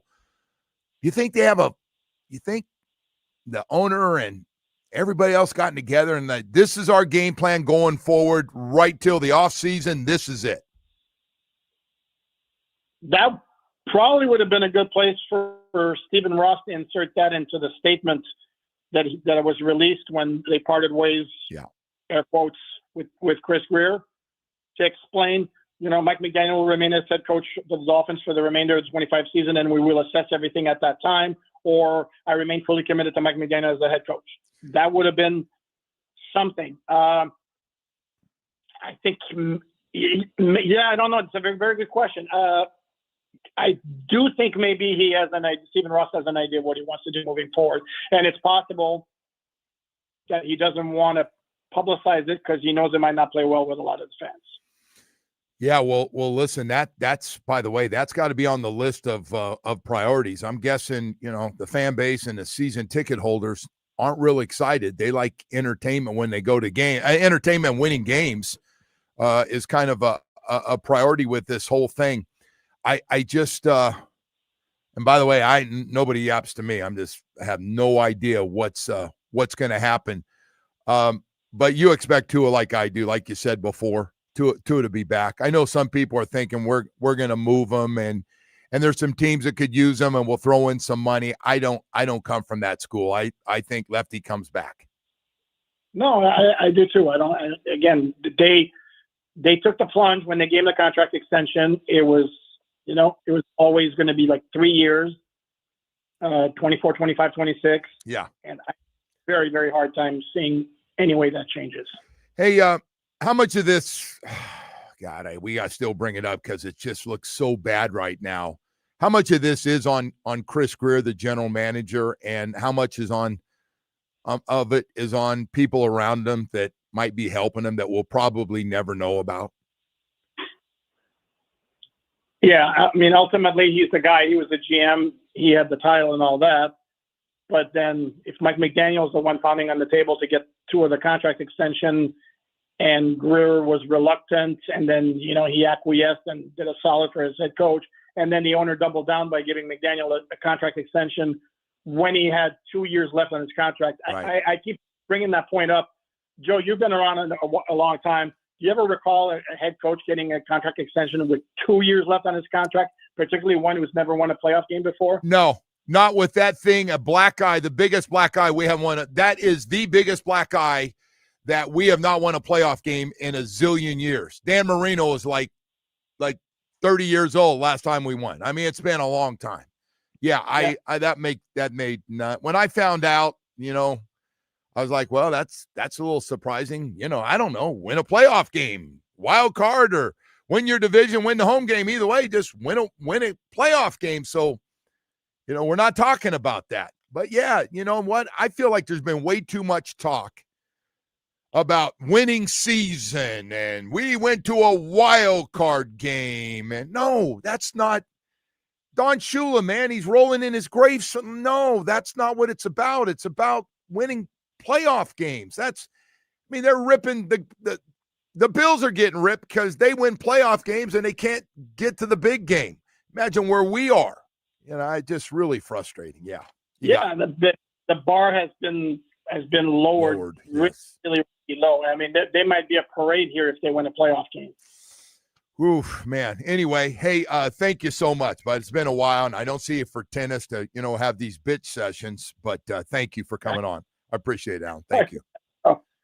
Alan Poupart, alldolphins.com podcast. Really good one. Guy's been around for a long, long time with the Dolphins. He's seen it all. Right now, boy, are you tired of the stress? Are you tired of all the headaches? Are you just tired of being tired? Man, I'm telling you right now, maybe it's time to sell your business. There's only one person you should call if you do. I like him. He's aggressive. He's smart. He's brilliant. He puts deals together. The main man, Anthony Caliendo, at the Business Broker Experts, does not lack confidence. The best business broker in the state of Florida. Anthony doesn't just list businesses, he packages them to sell, making him number one. He worked with businesses of all sizes, specializing in exit strategies that maximize the value of your company. Hey, man, Florida's booming right now. We got a lot of people moving to South Florida to buy businesses just like yours. He's an expert at matching profitable selling with qualified buyers, strong relationships with the banks. I could go on and on. Matter of fact, check out his 5-star Google reviews. Very impressive what this guy's done. Hey, man, hire an expert. There's one guy to call. He'll flip your business and cash you out in a big, big way. Hey, I don't know about you. You put a lot of time and effort and sweat into that business. You want to get the most out of it? Let Anthony Caliendo do it for you. 1-800, the main man. Speak to Anthony Caliendo, the main man, today. That's 1-800, the main man.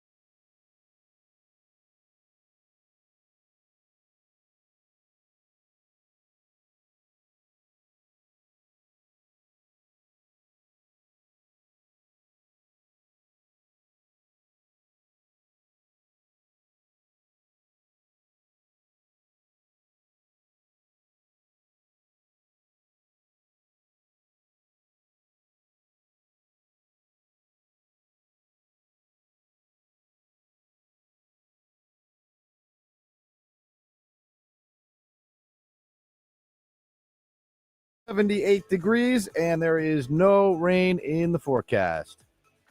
I'm Seth Jones of the Panthers.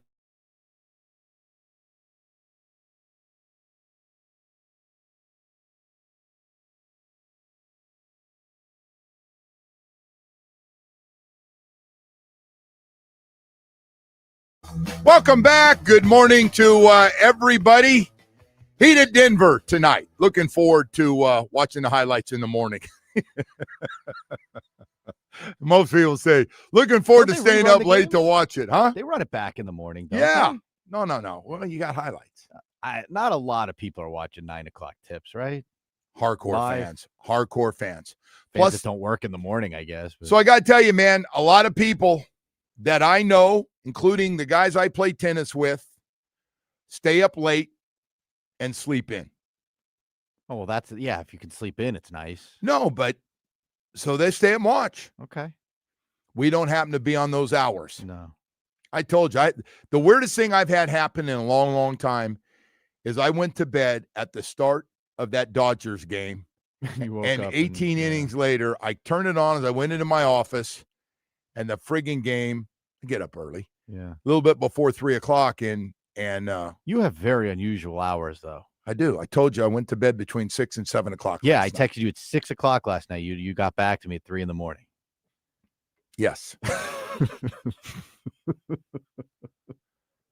You know, it's funny. Just getting my evening started. It's basketball really practice. It's really hard on my wife that we've been eating these early birds on the weekend. Mm-hmm. You know, she goes, Yeah. I don't want to eat on Friday and Saturday at 5 o'clock. I don't want to. We're home by 7. There's no crowds though. And you go to bed. You know, you're right. You get in And all you the get happy restaurants. hour. I Happy do. hour's always and good, I do right? and I do hit happy hour. It's Yeah, a good everyone call. loves But happy you've been on hour. a roll today, by the way. Love happy hour. Totally agree with your thing about the one thing to give this fan base a buzz.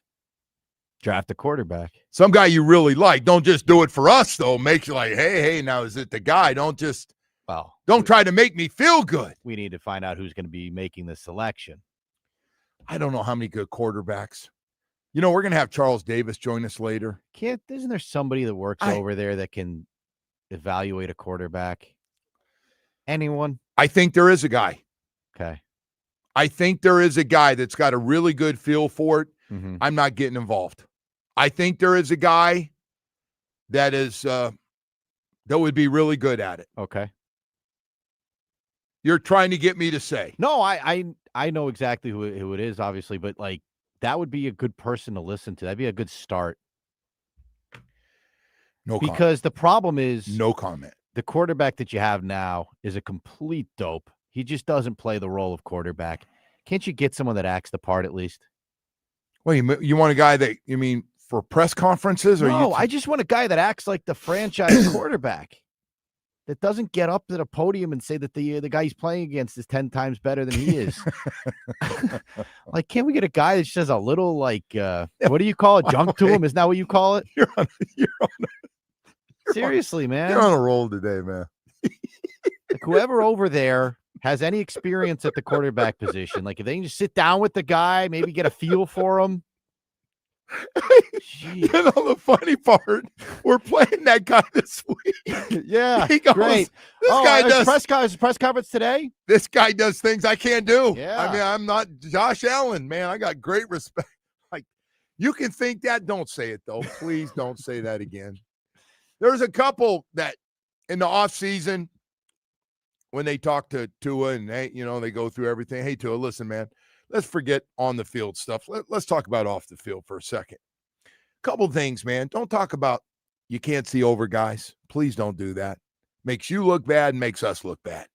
Second of all, don't say another quarterback who might be the elite. Everybody knows who they are. Don't say that guy can do things throwing and running that you can't do. I mean, it's true, but don't say it. There's no reason. There are guys who are much better runners or had a stronger arm than Dan Marino. He's never, ever going to tell you you're better. That ain't going to happen. Matter of fact, he might tell you to your face, look at man, whatever you're doing is great. You ain't me. But anyway, yeah. What else? What was another one? Yeah, and the whole thing about meetings. You want to do a greatest hits? No, I don't. No, that Please. was when he had to apologize to the whole team, apparently. Well, and by the way, apologize. think about that. He did that and had no idea. He had to be told later, "Hey, man, you." He goes, "What? I don't know what I did." Threw some guys under the bus, man. They're wondering if you're talking about them. Meanwhile, it wasn't even a team meeting.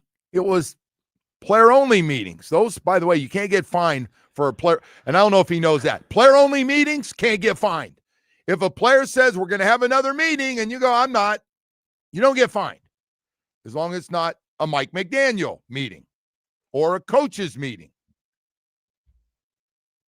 Can't make this up. I don't know what the best part of those press conferences is. His insane answers or Bo firing off those questions. Oh, Bo. That angry bastard coming in tomorrow? That grumpy old man. Hey, grumpy old man, you coming in tomorrow? Yeah, he'll be in tomorrow. How riled up is he? Did he call you yesterday? Calls me, yes. Every Calls day, me. huh? I know when the calls are coming. I know when the shows are over after the game. I'm stuck in traffic. He goes, "Where are you?" I said, "I'm not moving. I'm just here off the stadium right now. We're not moving." You just go ahead, just get it off your chest, whatever it is. He gets fired up. Yeah. Yeah, he's been doing this thing 50 years, man. A lot of you guys, it seems to bother you more than it does some No, players, no. So I got to tell you, it does bother the players. And some look, of them. It's a good time to dogpile on, but those guys, when they lose and they're bad, there ain't nobody talking. Now, I got to tell you, I saw that after that Atlanta game, I went, "Wow, this is cool to see." It's been a long time since, well, they haven't won another road game. I mean, that was no, they were jacked up. They should have been. Yeah. You know, then they went back. Anyway. To their old ways. It was short-lived. Yeah. Hey, Woody, yeah, man, it's tough. Tough. Hey, look, did you see who's in first place in the Eastern Conference? I was looking at the Heat last night, and they're getting ready to play Denver, and we talked about that. The Bulls are in first place in the Eastern Conference. Who do they have? They're 6-1. Josh Giddey. He's really good. He's averaging like Get in 23, trouble. He do 24 something points a weird. game. Giddy? Yeah. I don't know. He's a little giddy the way he's playing right now. I can tell you that. Well, there's 7 games in, man.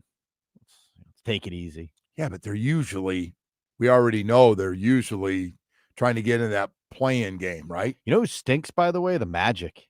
I thought they were going to be good. That guy, Desmond Bane, who they gave, he's got a big contract. They traded all those picks for him. He stinks. They got a lot of guys not playing well. The only guy who might be worse is Cooper Flagg. Is he struggling right now, too? Terrible.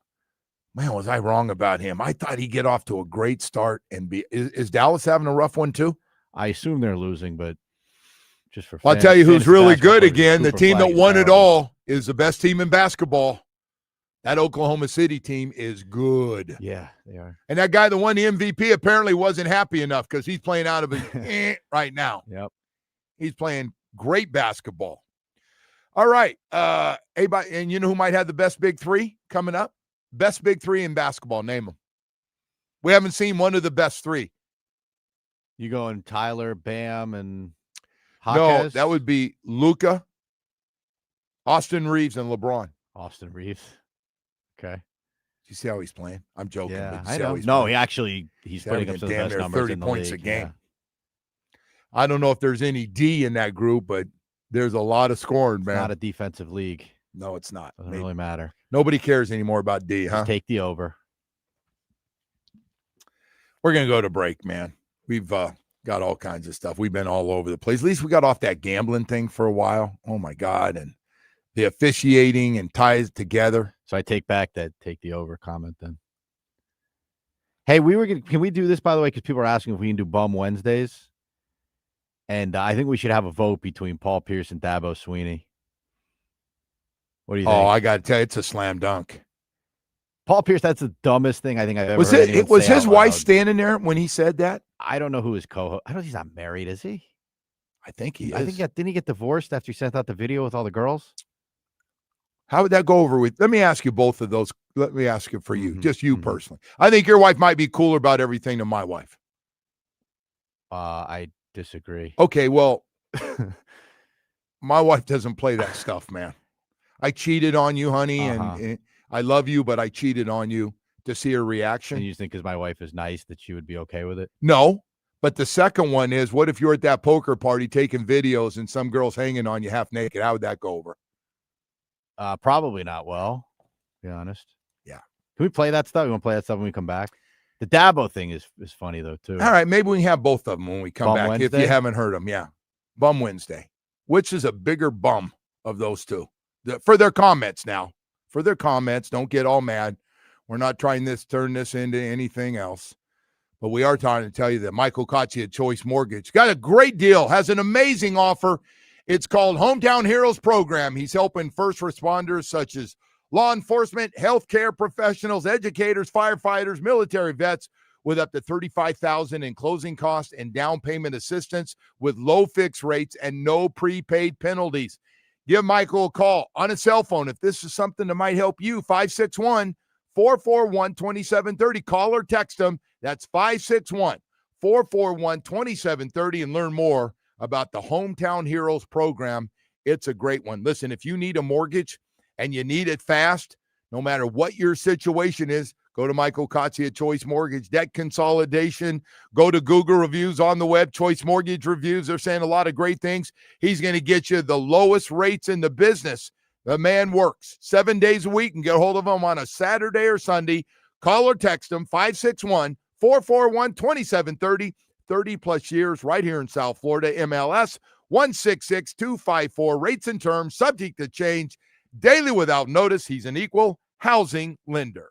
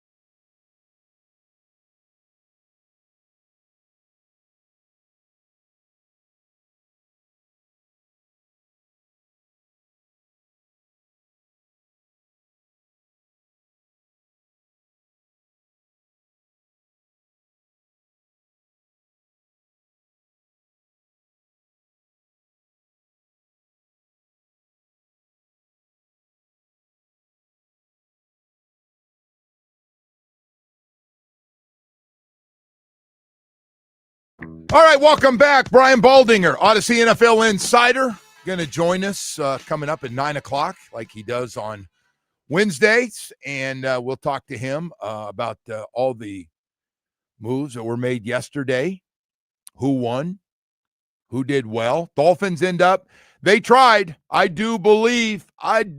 a believer. They tried. And they just didn't get enough juice back to make a move on a couple of guys. And, of course, the Jets, everybody's going to be talking today. I'm sure that's going to be the big story if it wasn't last night. And that is all the first-round picks they ended up getting for Sauce Gardner and Quinnen Williams. Quinnen Williams goes to the Cowboys for a second round in 2026, a first round in 2027. And the Sauce man went 2 first-round picks. And A.D. Mitchell got thrown in. Woody, I was going to leave that. A.D. Mitchell's the same guy that forgot the ball when he got to the end zone, right? Correct, yes. That cost them a win. That flat out cost them a win. They should be 8-1. Yeah, it cost him spot on a good team. Yeah. Enjoy your time with what is that thing going to look like in New York? What a mess. I think they want they want high picks now. They can say whatever they want. They're going to try to win with that roster. But Woody, they're getting whoever they want at quarterback. I think they like that first overall pick. I think they will. And if they don't, they have more than enough capital to trade up. Whatever they need. No. They're loaded, but they need players. That Dolphins-Jets game is going to be epic. That might be the best Dolphins-Jets game we've had in years. When is that game? Well, we had a good one with them last time. When is that? Yeah, but the stakes of that game are so high. When I don't know which week it is. It's a cold weather game. I know it's late in the year. We're screwed. Yeah, cold weather. We may not score, so that's good. I don't know, man. They keep dumping. Can we lose that one 3-0? No. Anyway, we got good games this weekend though. Outside our game, I see that, man. Patriots at Tampa Bay. That's a good one. I'll tell you another one. West Coast, especially Rams at San Francisco. The NFC West has got 3 really good teams. Seahawks might be the best team of all, and the Rams are starting to look like they did during that playoff run they made last year. Steelers at the Chargers, and Eagles at the Packers. Packers got something wrong. Something's just not right with the Packers, even though their record is still fine. There's something quarterback doesn't, I don't know, something just. So Browns and Jets Sunday at 1:00. Cleveland's favored by 2.5. Game's in New Jersey. Yeah. I can see Cleveland winning that game now. Yes. That'd be great. Right. Because that would take them out of the 2-win hunt. Oh, I see. Okay. Yeah. I see what you're saying. I don't even know it would be good anymore. Problem we have is we're trying to win games, man. We are trying. No. Saying that they're trying to win games. No. But there's teams saying they're trying, and we got a coach that's got 8 games to show me. He is going to do everything he can with his coaching staff to do a big show me and have at least competitive games and stay away from blowouts and get some wins on numbers at 9.5 for the Dolphins. Ooh. It's 9.5. Yeah. Josh Allen coming down here. His 20 touchdowns, 13 throwing, and 7 Bucks rushing are favored touchdowns. by 2.5 on Sunday 1:00 in Tampa. That should be a good game. That'd be a really good game. That should be a good game. Although Tampa Bay is, man, that's good. You mentioned the Rams and Niners. The Rams are favored by 3.5. Should be. Both those teams have 6 wins. Wow. So if I'm not mistaken, both teams in the West, the NFC and AFC teams are having a good year. We might have, doesn't happen very often, Woody, right? 3 teams in a division get the 2 wild card in, obviously win the division. That's hard to do, but you got good primetime games too. Steelers and Chargers from LA on Sunday night. Chargers favored by 2.5, and then Packers Eagles is the Monday nighter. Saw Chargers Green Bay favored by 2.5. Joe Alt's out for the season, so they've lost both their starting franchise tackles, but they traded for another guy yesterday. Justin Herbert's getting knocked around. Yes, he is. Good thing he's 6'6", 240 pounds. Yeah, good thing. Take a hit.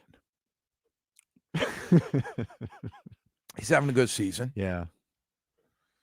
Not everything has to be a shot, Woody, when you look at me. No, I was you're looking at me like it's some kind. It's not a shot. I was just waiting for you to say that he lacks personality or leadership or one of those things. Hey, man, 2 separate topics, but yes, I wish there was more awareness with Tua on things he says. It's like it's gotten to be like you're not new at this, man. You didn't come from a small school, and this first time you're doing a press conference. You went to Alabama, and second of all, you've been in the league now for a while. Too short. I couldn't see Jalen Waddle. I don't want to hear that again. Matter of fact, if you're gonna be out there, I don't know about Woody. I'd be throwing that ball to Jalen Waddle. He'd be at least 10 to 12 targets every game the rest of the way. If Jalen Waddle's out there, I know that's my best bet for a big play. I'm going to try to get him the ball if that's our game plan. By the way, we're getting text on the quarterback thing. Like, I do think eventually some of these quarterbacks will show that they can play, right? Like, I know the college games, they've been up and down, and no one's really separated themselves outside of Mendoza, but they say that out. Like, there's years you say, it's a weak class. Guys end But up this being quarterback class has not been very, like, they were supposed to be better. But you also never know how the game's going to translate, right? So let's start with Mendoza, whose game has just jumped off the charts. Mm-hmm. Just from Cal to where he is right now. Now, there are a lot of teams that wanted him when he said, I'm leaving Cal. I mean, they lined up to get him. Don't get me wrong. He obviously made a great choice going to Indiana. But he is clearly, if we're just going off his work, first of all, he's undefeated. That team's undefeated. And second of all, what's his 20? I see 24 touchdowns and like 3 picks or something like that.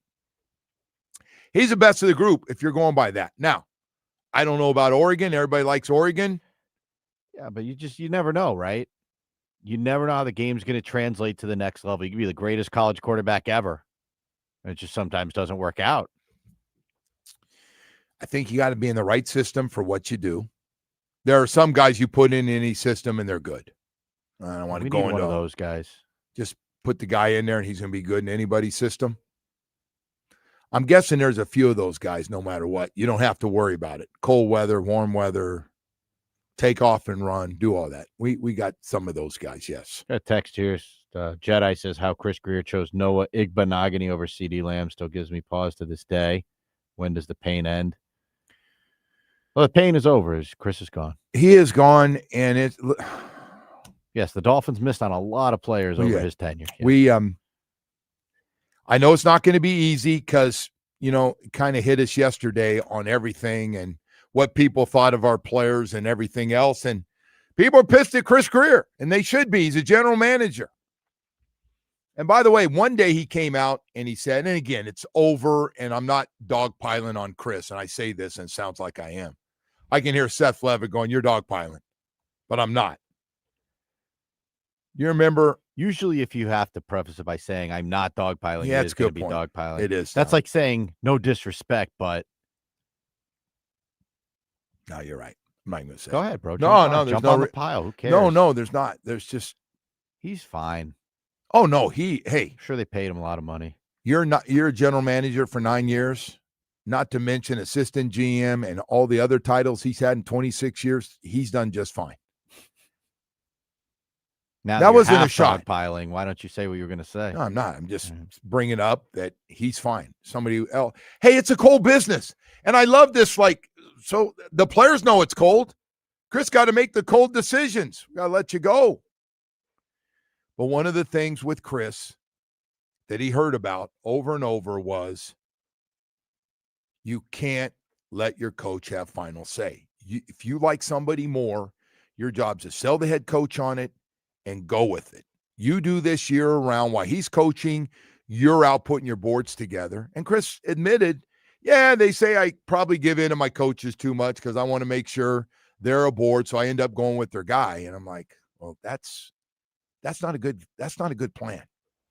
And I don't know how it works. I don't know how to make it work. My people skills probably wouldn't be very good at it either. All right, 9 o'clock hour is coming up, man. But before we do, I got to tell you, it is truck month. It is a great time to stop by your South Florida Chevy dealers. Whether it's a holiday season or anything else, our trucks are always there. We got great deals and we got great trucks. The durable Colorado with the standard Turbo Max engine, impressive torque. Boy, it gives you everything you need for South Florida. Silverado 1500, always ready, steady, and strong. Really delivering all the power you could ever want, man. For the workday workhorse and the weekend warrior, whether it's business or pleasure, we got a truck for you. Silverado HD, oh my gosh, legendary horsepower. One of the hardest working beds in the business. Hey, man, whether it's midsize, full-size, or heavy-duty truck, whatever it is you need, we got it for you, man. Great deals going on right now. 14 dealerships throughout South Florida. Fall in love. Take a test drive, man. You're going to love your South Florida Chevy dealers and those gorgeous trucks. Today's topics are sponsored by Local Plumbers 519.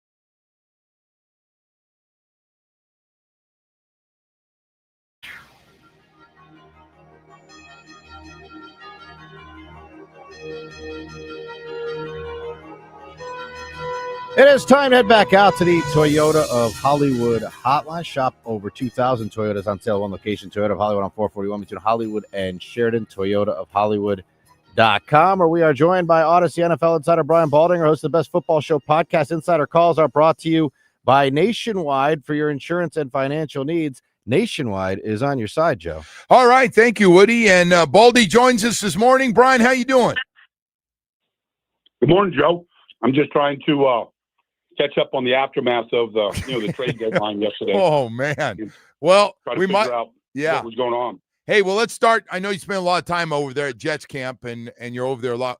What'd you think about the move to get rid of their two young defensive stars? Boy, did they – and you talk about a lot of great picks with 5 first-round picks and 3 second-round picks now set up for the next 2 drafts. Yeah, well, they've done this before, Joe, and it hasn't produced much winning. So we'll see what they do with them. I thought they got good value. I mean, Quinnen Williams he's a good player. He's not a superstar, but he's a good player. He's a good kid. I mean, I've talked to him before, Joe. When all you're doing is losing, you just get sick of it. If you're on the lazy boy at home at 5 p.m.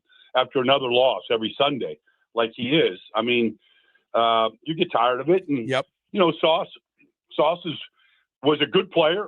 He's not a good player anymore. He's not a great player anymore. But, he also is going to a great team, a team that has a really good winning record, a proven defensive coordinator. I think he has never really played cornerback when the team has a lead. I like to see him, how he plays with the Colts having the lead and he gets to, defend a lot of passes. Maybe he can kind of get back on his winning ways. But, they got a lot of value. And they're 1-7, and they're not going anywhere. So they decided to rip it up. And, you don't want to be one of those guys that's got to play the rest of the season there. And you're thinking, okay, they're really not concerned about winning. They're just thinking about next year. And so, if you're a player there, you're like, okay, am I going to be next? And that's kind of the mentality. Yeah. Hey, so I got to ask you, Dolphins 2-7 had an ugly Thursday night 28-6 loss to Baltimore. The next day, Chris Grier is let go as his general manager after 9 years. Surprised by anything with that team right now, including that move they made? No. I mean, look, Lamar couldn't have made it look any easier. Did he break a sweat, Joe? He threw 4 touchdown passes. He didn't have to strain to do any of it. They couldn't stop Derrick Henry. It's just a mess, and so they couldn't score a touchdown. They really didn't threaten to score a touchdown, I don't even know if they put the ball even through in the end zone the whole day. So, it looked bad. Somebody's got to take the fall. I mean, it's a bad roster. And, Mike McDaniel probably, who knows if he's going to survive. Doesn't look good right now. But, Chris Grier hired Adam Gase, Brian Flores, and Mike McDaniels as his coaches. I mean, they went to the playoffs, they didn't win any playoff games. But, you never just saw any consistent growth the way Buffalo has put it together, or Kansas City, or Philadelphia. And I'm sure from the top down, Stephen Ross, I'm sure that they're looking to be one of those teams eventually. So they made a change at the very top. I think it's just the beginning of all the changes that are going to be made. Yeah. So I got to ask you, that we got this camp before the year started. We talked about Kansas City, Buffalo, and that Ravens roster at the time when it started looked like it might be the best in football, one of the best for sure. And here we are. All those teams are still in it. Don't get me wrong, but Denver, Indy, and New England with the best records in football. I think it's great for football. What'd you think of what you've seen, especially from Denver, Indy, and New England so far? Well, they all have quarterbacks that are at the very top of the leaderboard right now as far as touchdowns, interceptions. I saw Daniel Jones he didn't have a good game against Pittsburgh, but they kind of flopped. But I think they're a really good team. And this Bo Nix is unbelievable. I mean, he really is. I mean, they were in a dogfight on Sunday, and he made all the plays that he had to do in order to win that game and get out of Houston alive. Houston's got a great defense, and then you look at, what's going on in New England. Drake May is the top-rated quarterback in this league. Jeez. And when you watch the game, you're going to see him, this weekend, Joe, when you watch the game, like, he looks like he's arrived. Now, I'm going to see him this week against Tampa. I'm sorry. I'm going to see him this week. And honestly, like, he looks like a great quarterback. He can escape pressure. He can make the deep ball throw. He can make the stick throw when you got to, put it into a tight window. And then they do everything right. They run the ball. They run it more than they throw it. They've rebuilt their defense. They've got great playmakers on that side of the ball. And Mike Vrabel's a proven coach. And here we are. You got quarterbacks and good coaching. And here's what you got. What's funny too is so week 2 we played New England in a tight game. And they weren't sure. We're sitting up there with the announcers, with Zolak and those guys. Go, we don't know. We haven't seen it yet. And I'm going, they've seen it now, because that guy, you talking about a guy that's getting better and better every week, playing with great confidence. My God. Yeah, he does. And, Diggs came in. He leads the team in receiving. He's played a good role. What do you feel? And maybe it's just the winning, Joe, but you feel like you're watching a real team. I remember Vrabel had to suspend Christian Barmore, their starting defensive tackle, and he didn't play him for a first quarter because, I don't know, he was late for a meeting, broke curfew, whatever it was. He just sat him down. Nobody said a word about it. Vrabel did the right thing. There was no backlash to it. Like, he's got, he knows how to coach. Yeah. He knows how to put a team together. I see Diggs score a touchdown the other day. Every single receiver came running into the end zone to celebrate with them. I mean, some guys came off the bench, but they all celebrated with them, and that's kind of what their wide receiver room does. One guy scores, they all come and rally together, and they all celebrate it as a group. And it's just, they drafted 2 young offensive linemen. They hit on both of them, and so, they're building this team the right way, man. They got a lot of rookies out there playing. Got a second-year quarterback who's arrived, and I think it's going to be great this week against Tampa. We'll find out a little bit more about them. They've kind of gone through some of the dreck of the league in order to get this 6-game win streak, but they haven't slipped up either the way some other teams have. No, they haven't. Hey, how you looking at Josh Allen? Those guys went through a little funk, and now they've kind of bounced out, but have a great win against Kansas City. I thought Josh Allen was good, but so is the defense played a lot better overall. That running game and that offensive line, man, it is first class. It's first rate for sure. What do you think of the Bills so far? Well, I like them. I mean, that offensive line, this is the 3rd year in a row they've started the same 5 guys. God, that's and, crazy. They just keep lining up. Deion Dawkins wants to win the Protector of the Year award, and he might get it the way he's playing. But James Cook is the difference maker. And, if you want to beat Patrick Mahomes and the Chiefs, you have to affect Mahomes. They hit him 15 times, Joe. Like, he's not completing a lot of passes down the field when he's literally kissing the dirt at, Highmark Stadium there in Buffalo. And that's, if they want to beat him in the postseason, they got to do the same thing. Joey Bosa looks like it was a good signing. He had a great day on Sunday, along with the other defensive linemen. So, the Chiefs had problems at left tackle, and at right tackle, and it kind of caught up to them a little bit in that game. Brian Baldinger here with us on QAM Insider. Calls are brought to you by Nationwide. For your insurance and financial needs, Nationwide is on your side. Hey, I got to tell you, maybe the biggest surprise going on, and we've seen Jacoby Brissett's been with 7 teams, including New England twice. He's a South Florida guy from Palm Beach. He could be starting going forward over Kyler Murray. That surprised me. Usually you get that franchise money. They don't do this, but he's played so well. What has been the difference in Jacoby Brissett now to be named the starter? He runs the offense, Joe. He gets everybody involved. He sees the whole field. He's playing great. That's a great win against the Cowboys. They stopped the 5-game losing streak. They had lost 5 games in a row, Joe, by a total of 17 points. Amazing. It's just like it was a 1-point loss, a 3-point loss. And the quarterback couldn't make any plays to win games down the stretch. But Jacoby, the offense, the ball got to Marvin Harrison Jr. That's the best game he's had all year. Play action pass on time. The ball gets out of his hands. The offensive line has played better. They ran the ball good against the Cowboys. There's no way they could go back to Kyler Murray right now. No, there's no way. I don't care how much money he makes or first pick in the draft, whatever. You not just ride the hot hand, but the offense looks different when Jacoby is running it. Hey, so we talked about the AFC a little bit. The NFC, man, looks pretty open right now. Philly, Detroit. I like the Rams. I don't know how you feel. And that Seattle team, you mentioned them a couple weeks ago, and you're right. That's the team nobody talks about, and they're really good. I can't figure Green Bay out. What's your take on the NFC right now halfway through this season? Well, I don't know. I mean, Seattle's got, there's a lot of division games to be played. I mean, San Francisco plays the Rams this weekend. San Francisco beat them about 5 weeks ago and a late fumble late in the game. San Francisco's, they're just there because of great coaching. They've just maximized the young kids on the roster. You lose Fred Warner and Tatum Bethune comes in. There's no drop off. Yeah. A 7th-round pick out of, Florida State. But anyways, Seattle is for real. Like they just beat you up defensively. And then offensively, Kubiak has got this thing humming with Sam Darnold. That's going to be a really fun race to see who wins it. I think Philly is loaded. They've just, it's the arms race to them. They've just got Jaelan. They just got, Jair Alexander. They've re-signed Brandon Graham. They got the running game going in the last game that they played. I think Philly's going to still be the team to beat. But, those teams in the NFC North, they kind of keep beating each other.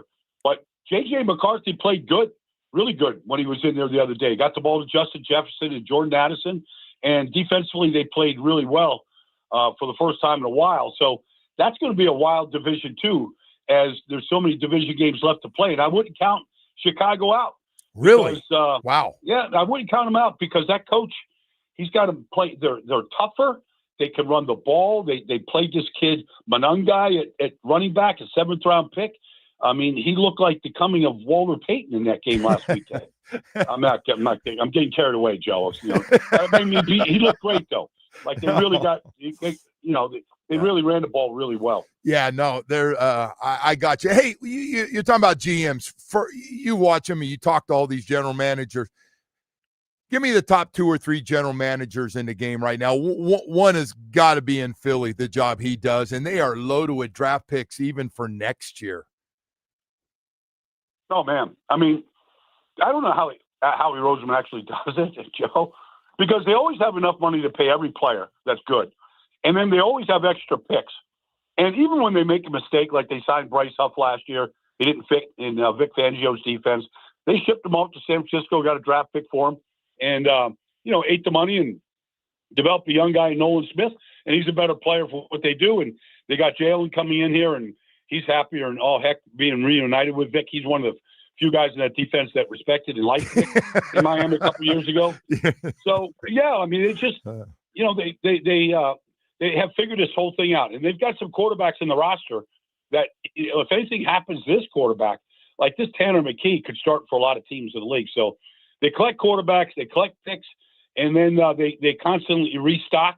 I told these guys in Philly, Joe, that Howie Roseman will make 10 moves before the season ends, and he's made 6 already, and there's a half a season left to play.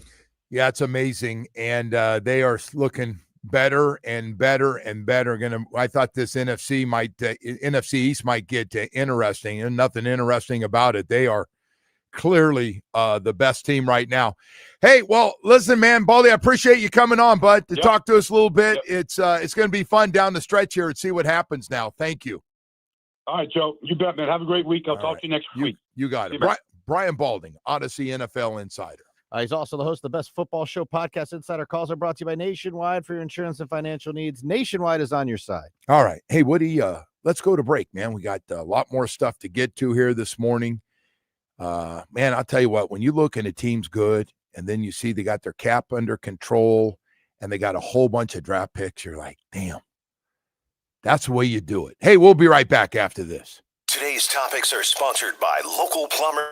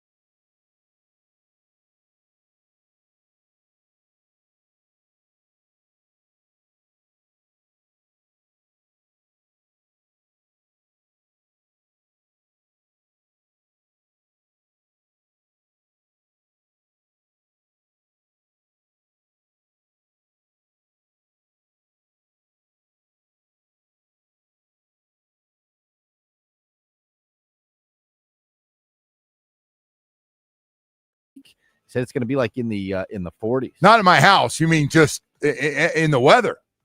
No, That's just good. cold, not dry, cold. Okay. No, it's been a little cold sometimes at the house. I'm getting on perfect lead into, I'm getting everybody's nerves, man. Yeah. I'm glad it's Bum Wednesday. Yeah, you're a bum. It's Bum Wednesday. All right. I am a bum. Which one do you want to go? We have two choices here for Bum Wednesday. Crown a champion here. This is for comments. Like, it has to do with things people say, unless you just think they're a bum in general anyway. Yeah, I think it has to also go to the person as well. You want to go with Dabo first? Yeah, let's do it. It's impactful. So, as opposed to just getting a report on Monday, you turn in 10. We had a game. I'm not criticizing. I can't tell you. I ain't gonna tell you the game. I'm not gonna say the game, but we're only allowed to turn in. There's a system of accountability, but y'all don't know anything about it. It's behind a curtain. How dare we have accountability? In the meantime, we got gambling issues going on, people being suspended, all that kind of stuff, right? Yep. I mean, refs are people too. It ain't just coaches and players. And if they're a part of the game, then by God, they ought to be a part of the game. And they ought to be a part of the accountability, and they ought to be a part of the consequences, not just behind some shadowy curtain. Like, no, they ought to have to answer for it. And listen, there's judgment calls and all that. And I mean, we just have to disagree to disagree. But there's also absolute flat out misses with no consequences. And, and you get a shoot, we're allowed to turn in 10 calls. All right. And so we had a game earlier this year that we lost. I had 14 I wanted to turn in, but I only turned in 10. All right. I thought 8 were wrong, but got back. Yep. Missed it. 5 of the 10 were wrong. And I mean, these are game-changing calls. Obvious pass interference, not called. That takes you off the field. But yeah, we just get this will be addressed with the crew and yada, yada, yada. Okay. Yeah, but you ain't there's no public accountability.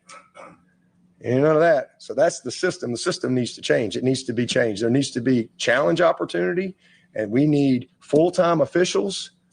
If you're going to have this type of stakes, it needs to be full-time officials.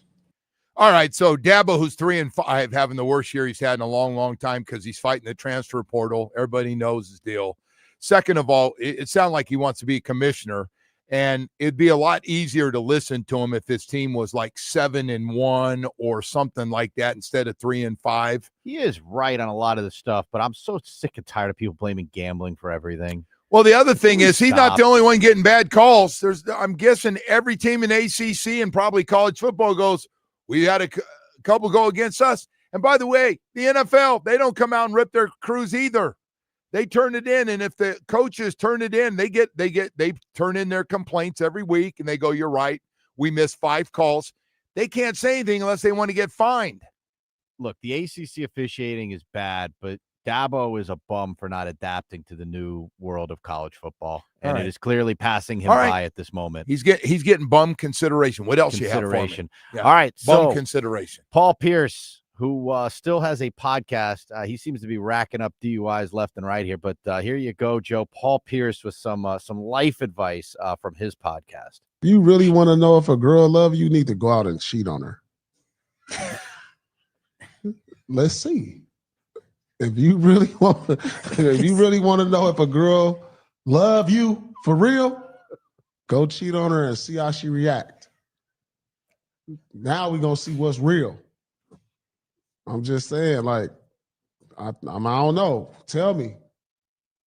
That's Paul Pierce. I can tell you. I can tell you the outcome of that. I mean, my God, man. I can tell you that doesn't do well. Yeah, he wins. He's a bum for a zillion different reasons, including not letting this thing go with the Heat and Dwayne Wade to that might be the dumbest thing that's ever come out of a human person's mouth. This is like, you want to find out if a girl's in love with, tell her you cheated on her, and like, oh my God, it hurts me, but I'll never leave you. I love. What do you think you're going to get, man? He's like, well, I can tell you, 9 out of 10 wives are gone.